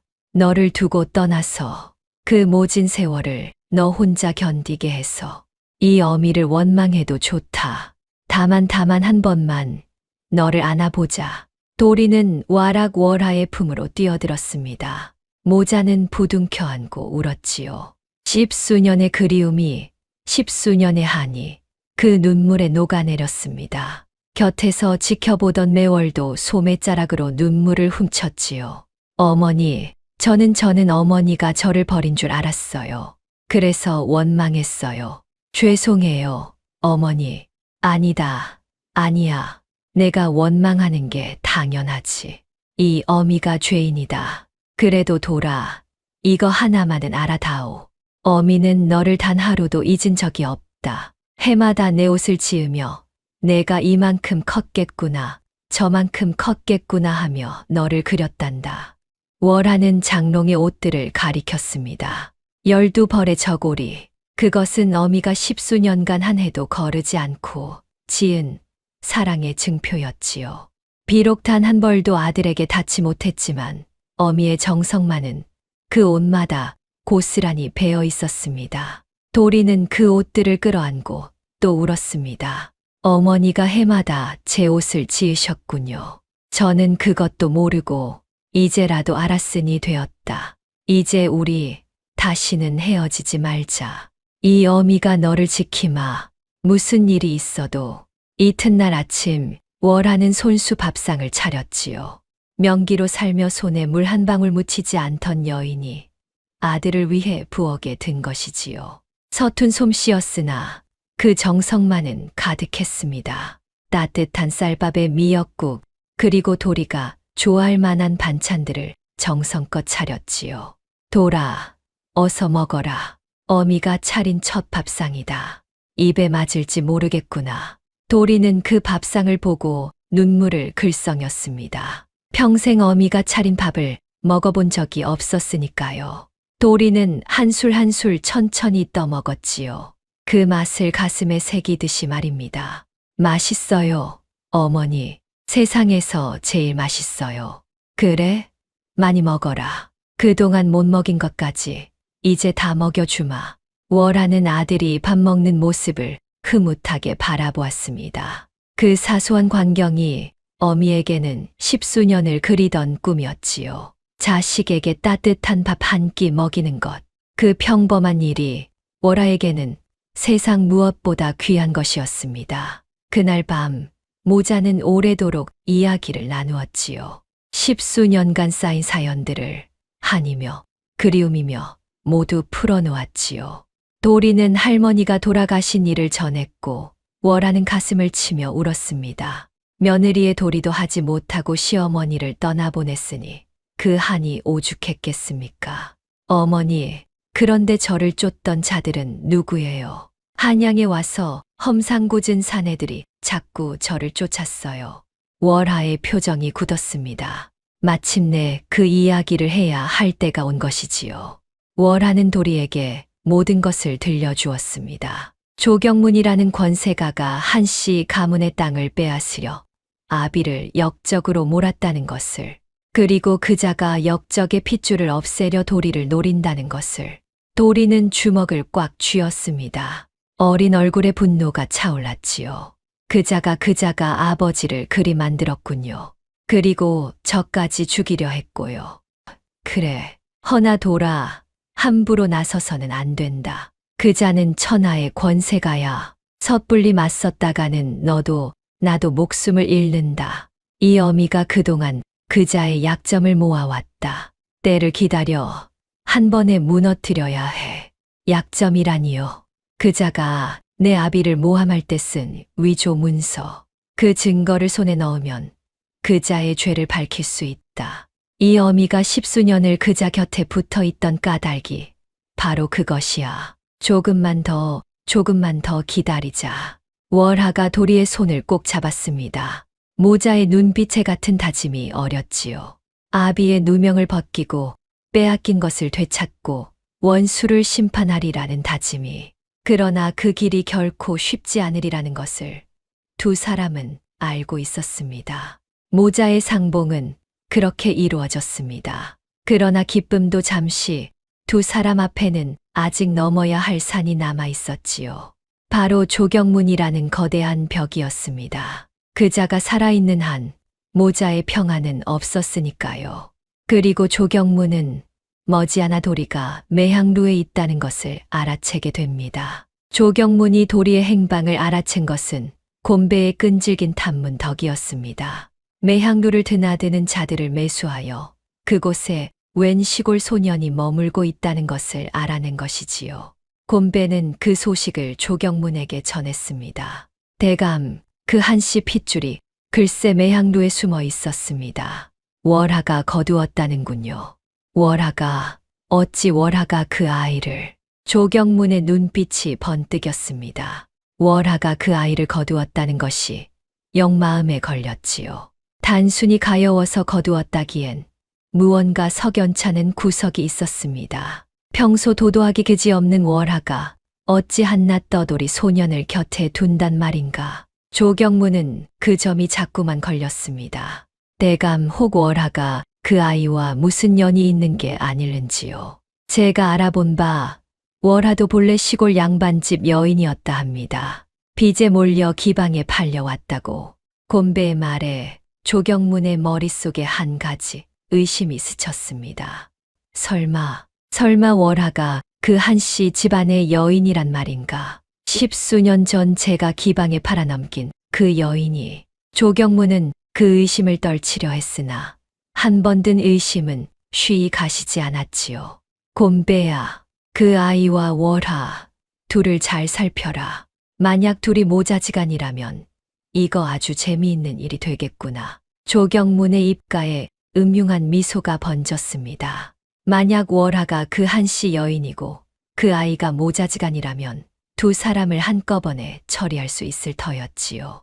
눈에 가시인 핏줄도 없애고 제 정체를 숨긴 채 곁에 있던 여인도 처단하고. 조경문에게는 더없이 좋은 기회였습니다. 조경문은 먼저 월하의 약점을 캐기 시작했습니다. 그자는 밀정을 풀었지요.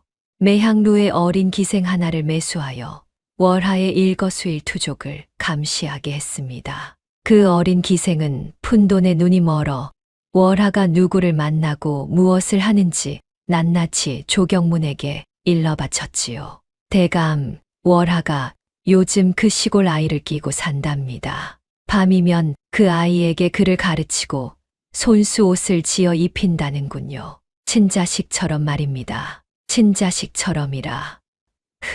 조경문의 눈이 가늘어졌습니다. 그 정보 하나하나가 그자의 의심을 굳혀갔지요. 사람을 풀어 월하의 과거를 낱낱이 조사했지요. 그러던 중 한 가지 사실이 드러났습니다.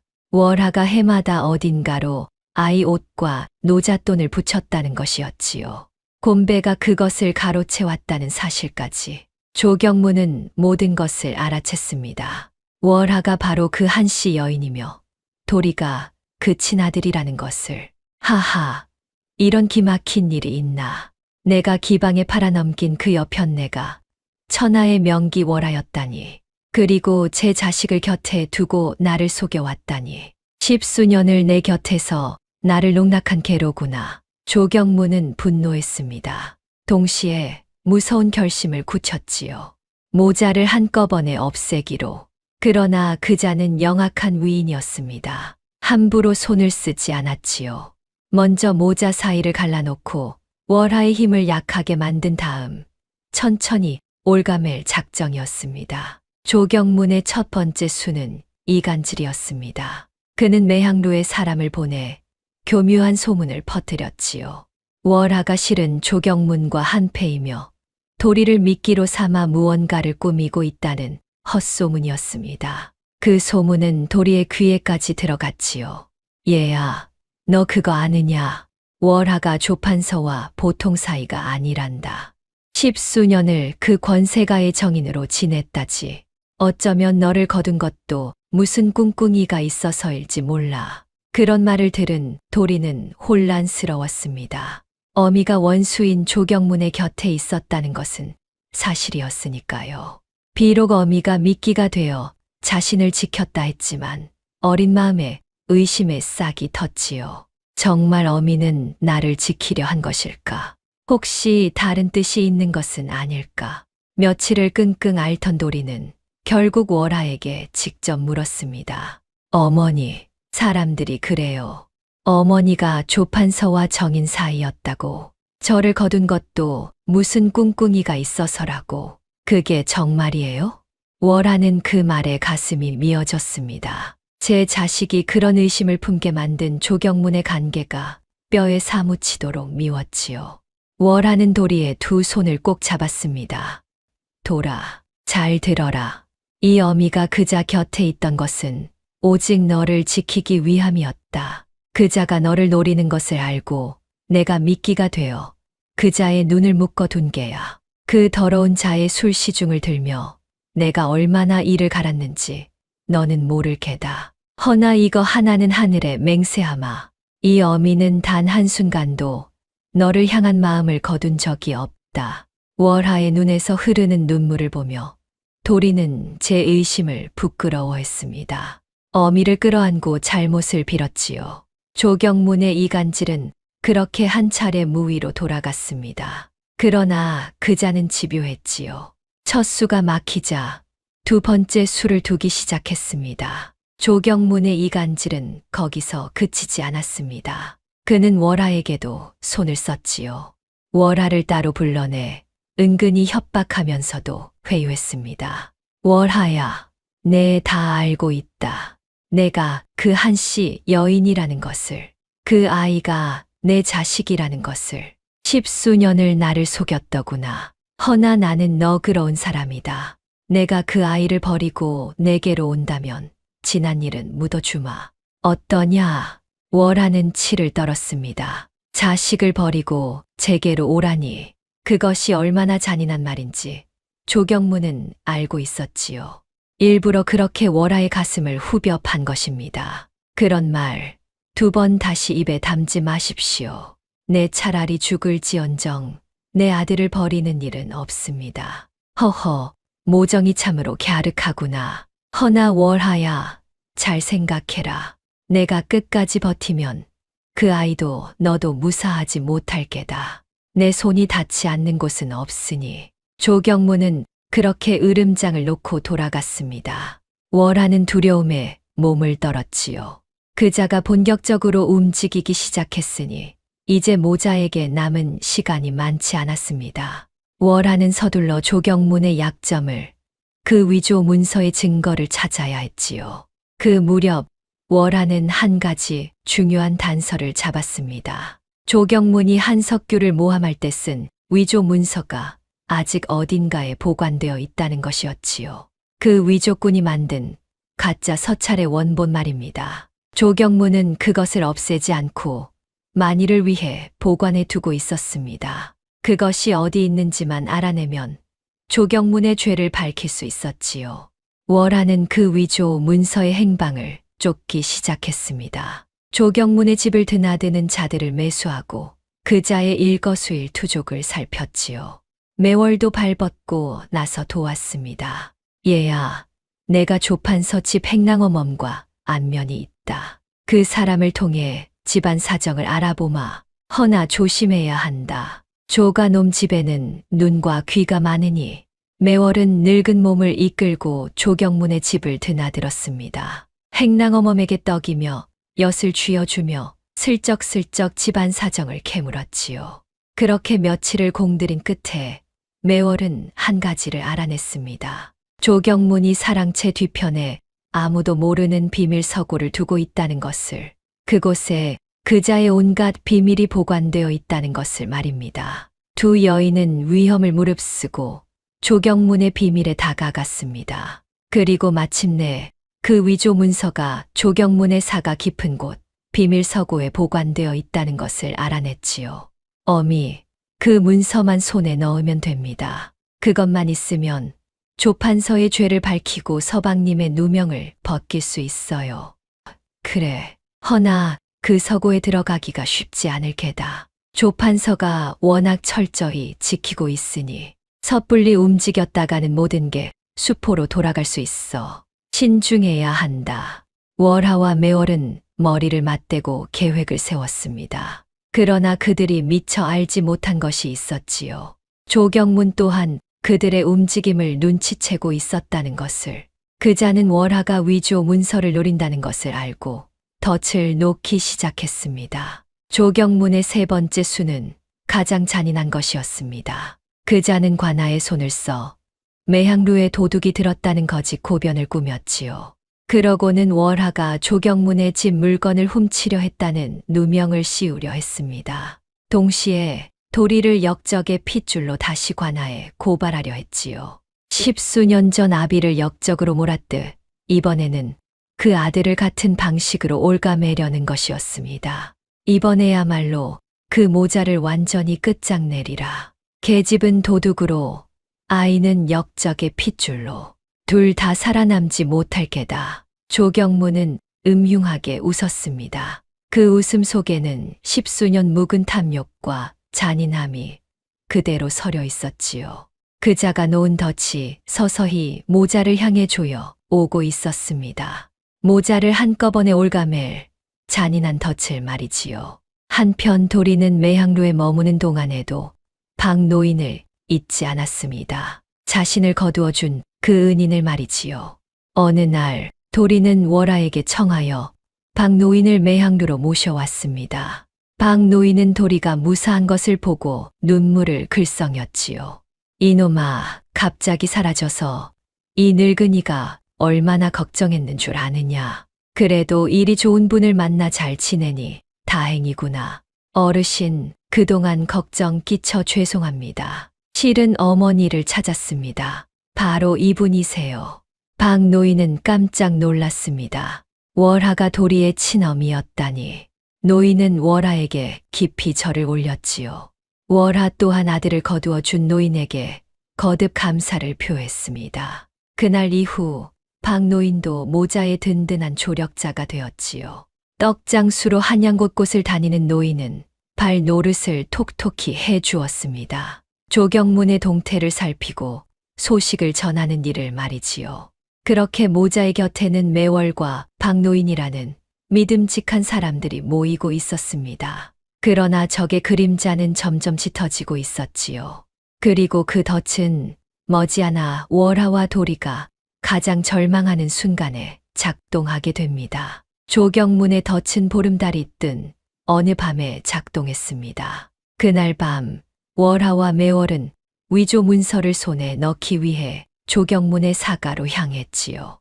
행랑어멈을 매수하여 비밀 서고에 잠입할 계획이었습니다. 그러나 그것은 조경문이 파놓은 함정이었지요.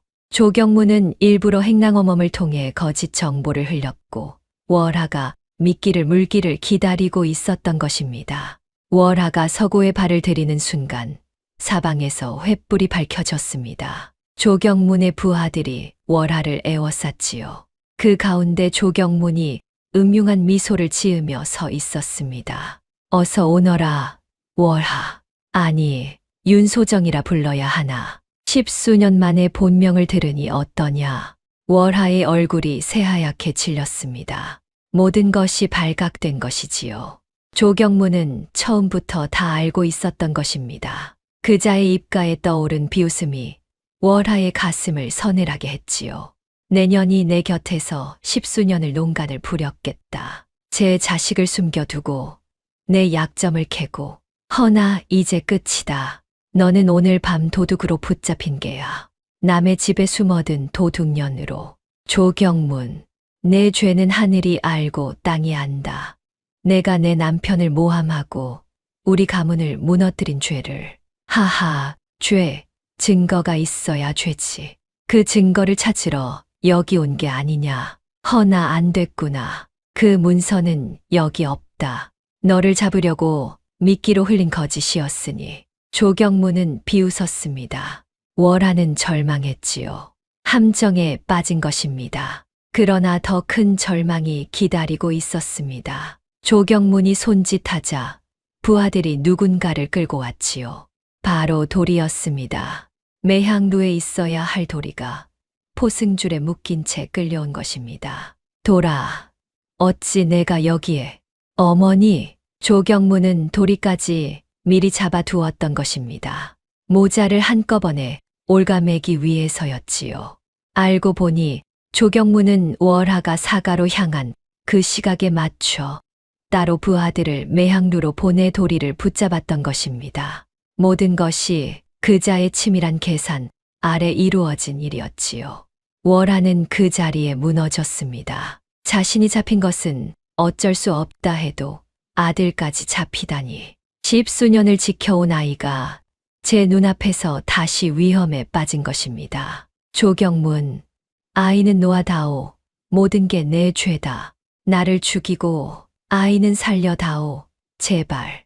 월하는 무릎을 꿇고 빌었습니다. 천하의 명기 월하가 원수 앞에 무릎을 꿇은 것이지요. 도도하기로 소문난 그 여인이 이 말을 땅에 찌으며 애원한 것입니다. 오직 자식을 살리기 위해서였습니다. 그러나 조경문은 냉혹했습니다. 안 될 말이지.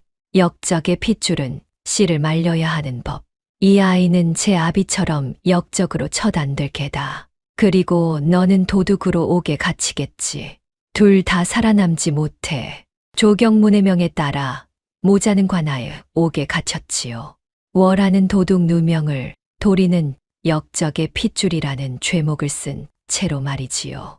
차디찬 옥 안에서 월하는 절망에 빠졌습니다. 10수년을 견뎌온 모든 것이 한순간에 물거품이 되어 버린 것입니다. 그날 밤 옥 안에서 월하는 흐느꼈습니다. 도대체 무엇을 위해 그 모진 세월을 견뎌왔단 말인가. 자식을 살리겠다고, 한을 갚겠다고 이를 악물고 버텨왔는데 결국 이렇게 끝나는 것인가. 어미로서 아무것도 지키지 못하고 또다시 자식을 사지로 내모는 것인가. 차디찬 옥바닥에 무릎을 꿇은 채 월하는 지난 10수년을 돌아보았습니다. 그 긴 세월이 주마등처럼 눈앞을 스쳐 지나갔지요. 핏덩이를 두고 떠나던 그 밤, 매향루에서 죽으려다 마음을 고쳐먹던 날들, 손가락에 피가 맺히도록 가야금을 뜯던 시간들, 원수의 술시중을 들며 이를 갈던 세월, 그 모든 것이 오직 이 아이 하나를 살리기 위함이었지요. 그런데 그 끝이 이것이라니. 내가 부족한 어미라 일이 되었구나. 차라리 그때 죽었더라면 차라리. 월하는 자책했습니다. 그 깊은 절망 속에서 월하는 모든 것을 포기하고 싶었지요. 손끝 하나 까딱할 기운조차 남아있지 않았습니다. 10수년을 버텨온 그 단단한 마음이 마침내 무너져 내리려 하고 있었지요. 그때였습니다. 옆 옥방에서 도리의 목소리가 들려왔습니다. 어머니, 울지 마세요. 어머니 잘못이 아니에요. 돌아, 어머니, 저는요, 어머니를 만난 것만으로도 행복해요. 평생 어미 없는 자식으로 살 줄 알았는데, 이렇게 어머니를 만났잖아요. 어머니가 해마다 제 옷을 지어주셨다는 것도 알았고요. 그것만으로도 저는 여한이 없어요. 어린 아들의 그 말에 월하의 가슴이 미어졌지요. 죽음을 앞둔 어린 것이 도리어 어미를 위로하고 있었던 것입니다. 월하는 옥에 차가운 창살을 붙잡고 울었습니다. 돌아, 그런 말 하지 마라. 우리는 죽지 않는다. 이 어미가 무슨 수를 써서라도 너를 살릴 게야. 어머니, 한 가지만 여쭤봐도 돼요? 어머니가 부르시던 그 노래 자장가요. 제가 잠결에 들었던 것 같은데, 꽃밭에서 잠을 자고 별밭에서 꿈을 꾸고 그 노래 한 번만 더 불러주시면 안 돼요? 월하는 울먹이며 그 자장가를 불렀습니다. 차디찬 옥 안에 어미의 자장가가 나직이 울려 퍼졌지요. 자장자장 우리 아기 꽃밭에서 잠을 자고 핏덩이 적에 불러주던 그 노래를 10수년 만에 다시 아들에게 불러준 것입니다. 도리는 그 노래를 들으며 눈물을 흘렸지요. 옥졸들마저 그 광경에 코끝이 시큰해졌습니다. 그러나 그것은 헛된 위안일 뿐이었습니다. 옥에 갇힌 몸으로 무엇을 할 수 있단 말인가. 월하는 다시 절망에 빠졌지요. 옥졸 하나가 그 모자의 사연을 전해 듣고는 남몰래 주먹밥을 넣어 주기도 했습니다. 비록 죄인이라 하나 그 어미의 정에 마음이 움직인 것이지요. 이거라도 드시오. 어린 것이 굶으면 쓰겠소. 월하는 그 주먹밥을 받아 제 목까지 모두 도리에게 건넸습니다. 어미는 한 술도 입에 대지 않았지요. 그저 아들이 먹는 것을 보는 것만으로도 배가 부르다는 듯이 말입니다. 그렇게 캄캄한 밤이 흘렀습니다. 영혼의 가장 어두운 밤이었지요. 그 깊은 어둠 속에서 문득 월하의 머릿속에 한 사람의 목소리가 떠올랐습니다. 돌아가신 시어머니의 목소리였지요. 10수년 전 그 따뜻하던 시어머니가 했던 말. 어미의 정이란 자식이 알아주지 않아도 10년을 흐르는 강물 같은 것이란다. 흘러도 흘러도 마르지 않아. 월하는 그 말을 곱씹었습니다. 흘러도 흘러도 마르지 않는 강물. 그렇다. 어미의 정은 마르지 않는다. 여기서 포기하면 정말로 모든 것이 끝이다. 마지막 한 방울이 남을 때까지 흘러야 한다. 자식을 위해서라면. 월하는 눈물을 닦고 자리에서 일어났습니다. 절망에 빠져 있을 때가 아니었지요. 무언가 방법을 찾아야 했습니다. 그때 월하의 머릿속에 한 줄기 빛이 스쳤습니다. 매월이었지요. 함정에 빠진 것은 자신이지 매월은 아니었지요. 매월은 그날 밤 다른 곳에 있었습니다. 그렇다면 매월이 아직 밖에 있다는 것이었지요. 그리고 또 하나 월하에게는 비장의 패가 있었습니다. 그동안 모아온 조경문의 약점들. 비록 위조 문서의 원본은 손에 넣지 못했으나 월하는 다른 증거들을 가지고 있었지요. 조경문이 뇌물을 받은 정황, 다른 이들을 모함한 정황.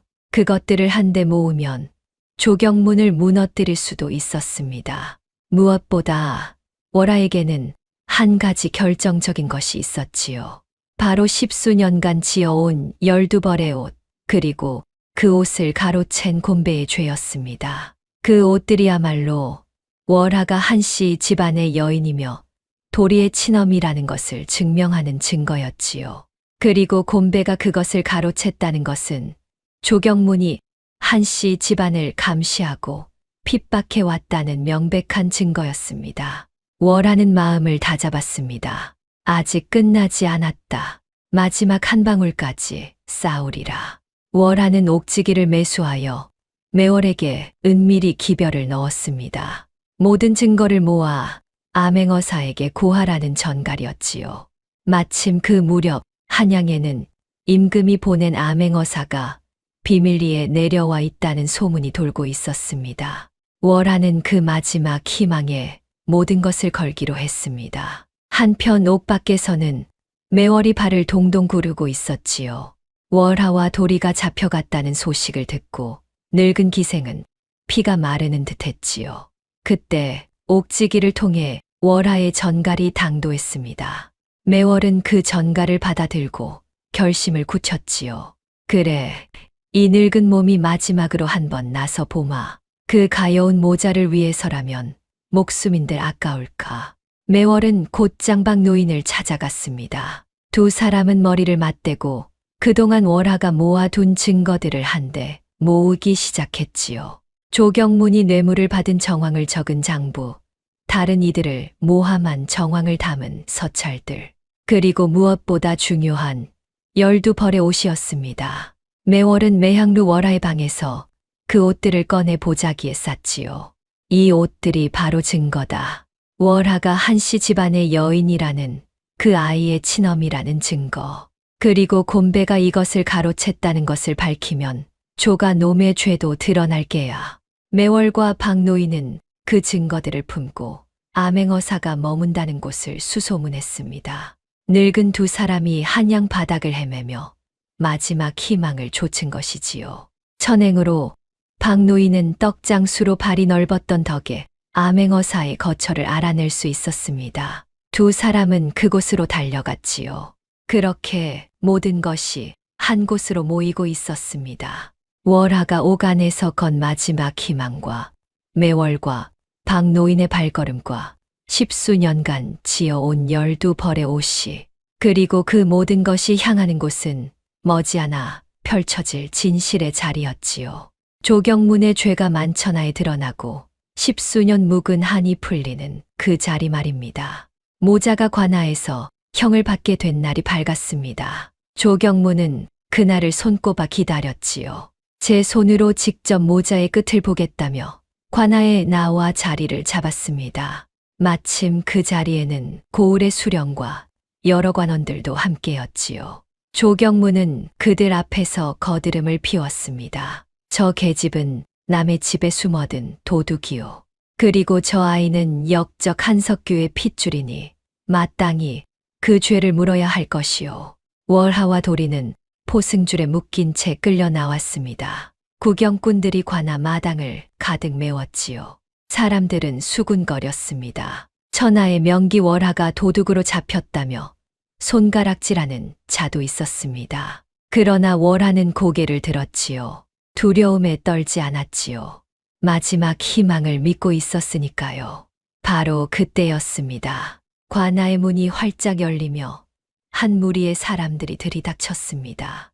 맨 앞에 선 것은 위엄 있는 차림의 관리였지요. 그가 손에 든 마패를 높이 들어 보였습니다. 암행어사 출도요.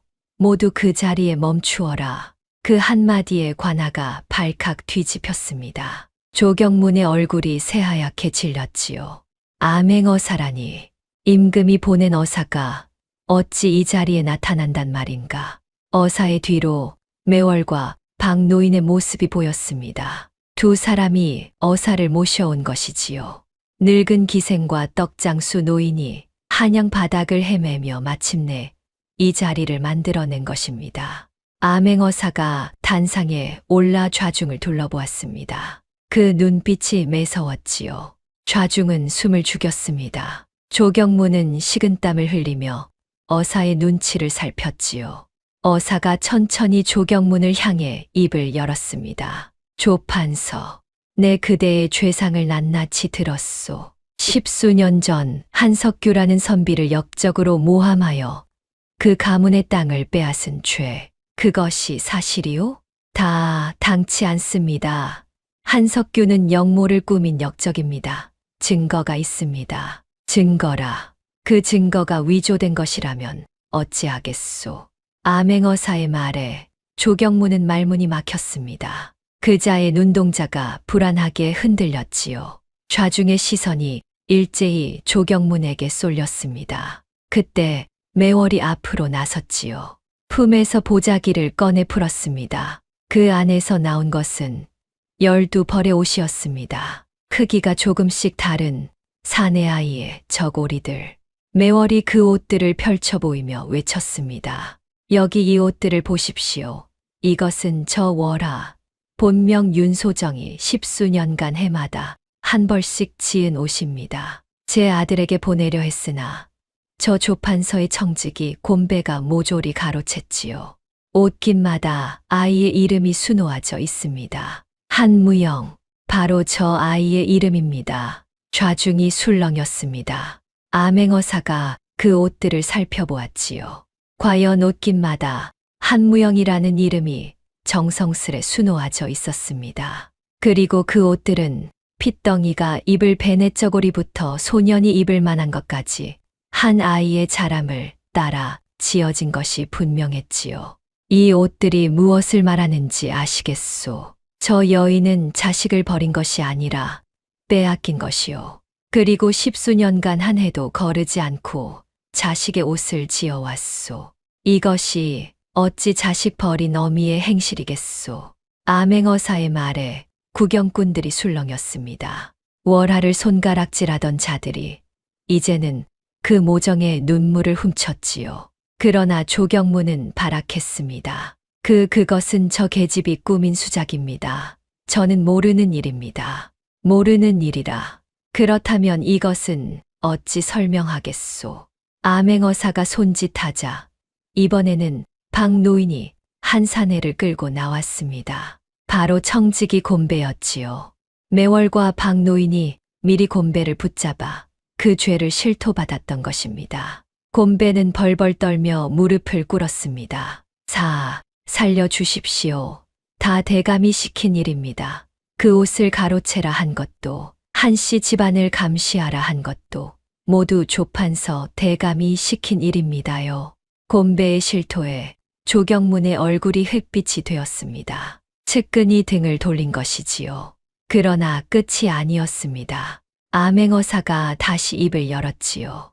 뿐만 아니라 그대가 한석규를 모함할 때 쓴 위조 문서, 그 원본을 만든 위조꾼을 우리가 이미 붙잡았소. 그자가 모든 것을 자백했지. 그대가 돈을 주고 가짜 서찰을 만들게 했다는 것을. 이래도 발뺌하겠소. 조경무는 그 자리에 주저앉았습니다. 모든 죄가 드러난 것입니다. 위조 문서도, 옷을 가로챈 일도, 모자를 올가맨 일도, 10수년간 쌓아온 그자의 죄가 마침내 백일하에 드러난 것이지요. 이럴 수가 내가 이렇게. 조경문, 그대는 무고한 선비를 역적으로 몰아 죽음에 이르게 하고 그 가문의 재산을 강탈하였으며 어린 핏줄까지 해하려 한 대역의 죄인이요. 그 죄의 죽음으로도 다 갚지 못할 것이요. 여봐라, 저 죄인을 당장 포박하라. 암행어사의 명에 따라 관졸들이 조경문을 포박했습니다. 천하를 호령하던 권세가가 한순간에 죄인이 되어 끌려간 것이지요. 구경꾼들이 통쾌하다는 듯 손뼉을 쳤습니다. 그동안 조경문에게 핍박받던 백성들이 그자의 몰락을 보며 환호한 것입니다. 저놈이 우리 마을 땅도 빼앗아 갔다. 그 악독한 조판서가 드디어 벌을 받는구나. 마당 곳곳에서 그런 외침이 터져 나왔습니다. 조경문에게 하늘 품은 자가 한둘이 아니었던 것이지요. 그동안 그자의 권세에 눌려 입도 뻥긋 못하던 백성들이 이제야 속에 쌓인 울분을 토해낸 것입니다. 누군가는 돌멩이를 집어 던지려다 관졸에게 제지당하기도 했지요. 조경문은 끌려가며 발버둥 쳤습니다. 그러나 이미 늦었지요. 그자는 모든 것을 잃었습니다. 권세도, 재물도, 목숨까지도. 끌려가던 조경문은 마지막으로 월하를 돌아보았습니다. 그 눈에는 믿을 수 없다는 빛이 가득했지요. 일개 기생이라 여겼던 여인에게 천하의 자신이 무너졌다는 것을 그자는 끝내 받아들이지 못하는 듯 했습니다. 내년이 감히. 그래, 내가 윤소정이다. 내가 무너뜨린 한씨 집안의 안주인이고 내가 죽이려 한 아이의 어미다. 10수년을 내 곁에서 이 날을 기다렸다. 월하가 또박또박 말했습니다. 그 목소리에는 10수년 묵은 한이 서려 있었지요. 조경무는 그제야 모든 것을 깨달았습니다. 제가 곁에 두고 농락한다 여겼던 여인이 실은 제 목을 노리며 십수년을 견뎌 온 복수의 화신이었음을. 그러나 깨달았을 때는 이미 늦었지요. 조경무는 그렇게 끌려갔습니다. 훗날 조경무는 제 죄의 대가로 처형되었고 강탈했던 재산은 모두 환수되었습니다. 인과응보였지요. 남을 해하려 판 함정에 제가 빠진 것입니다. 천벌이 늦을지언정 비껴가지는 않는 법이었습니다. 조경문이 끌려가자 암행어 사는 월하와 도리의 포승줄을 풀어주었습니다. 윤소정, 그대의 누명은 벗겨졌소. 그리고 그대의 남편 한석규의 누명도 벗겨질 것이요. 임금께 아뢰어 유배지에서 풀려나도록 하겠소. 월하는 그 자리에 엎드려 울었지요. 십수년의 한이 마침내 풀린 것입니다. 남편의 누명이 벗겨지고 아들이 살았으니 어미로서, 아내로서 마침내 모든 것을 지켜낸 것이지요. 그날 월하는 아들 도리를 끌어안았습니다. 이제는 숨길 것도 두려울 것도 없었지요. 모자는 마음껏 부둥켜 안고 울었습니다. 구경꾼들도 그 모습에 함께 눈물을 흘렸지요. 매월과 박노인도 서로를 보며 흐뭇하게 웃었습니다. 돌아, 이제 다 끝났다. 우리 이제 다시는 헤어지지 않아도 된다. 어머니 정말요? 정말 이제 어머니랑 같이 살 수 있어요? 그래. 그리고 곧 내 아버지도 돌아오실 게다. 우리 세 식구가 다시 함께 사는 게야. 도리는 어미의 품에 얼굴을 묻고 환하게 웃었습니다. 그토록 그리던 가족이 마침내 하나가 된 것이지요. 그때 월하는 문득 돌아가신 시어머니의 말을 떠올렸습니다. 어미의 정이란 자식이 알아주지 않아도 10년을 흐르는 강물 같은 것이란다.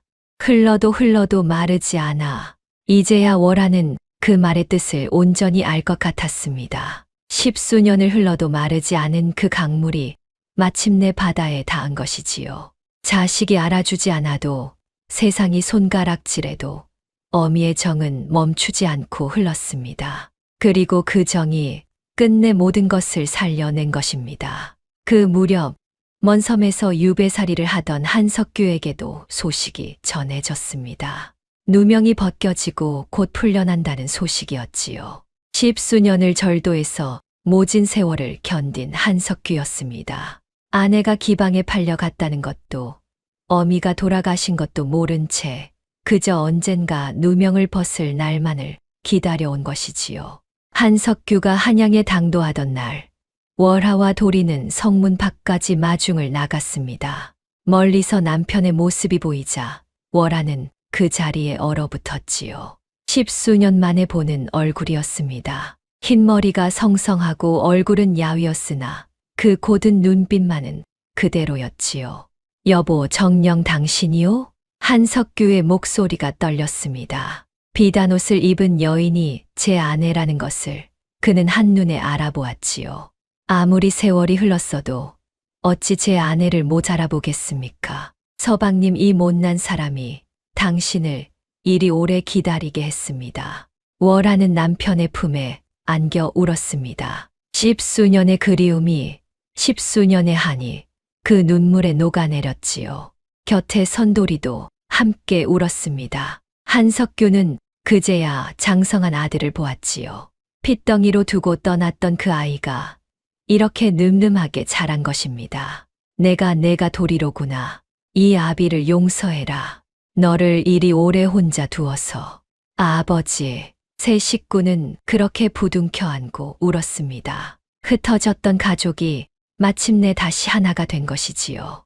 지켜보던 사람들도 모두 눈시울을 붉혔습니다. 세월이 흘러 한석규는 유배에서 풀려나 집으로 돌아왔습니다. 누명을 벗고 명예를 되찾았지요. 빼앗겼던 땅도 모두 돌아왔습니다. 흩어졌던 가족은 다시 하나가 되었지요. 한석규와 윤소정 부부는 도리를 가운데 두고 옛집에서 다시 살게 되었습니다. 마당의 늙은 감나무는 그 해에도 발갛게 감을 맺었지요. 월하라는 이름은 이제 세상에서 사라졌습니다. 다시 윤소정으로 돌아온 것이지요. 그러나 사람들은 그 여인의 이야기를 두고두고 전했습니다. 자식을 살리려 스스로 천한 길로 들어가 십수년을 미끼가 되어 아이를 지킨 어미의 이야기를, 그리고 해마다 옷을 지으며 마르지 않는 정으로 자식을 그린 어미의 이야기를 말입니다. 그 12벌의 옷은 한씨 집안의 가보가 되었습니다. 도리가 자라 어른이 되고 또 제 자식을 낳은 뒤에도 그 옷들은 소중히 간직되었지요.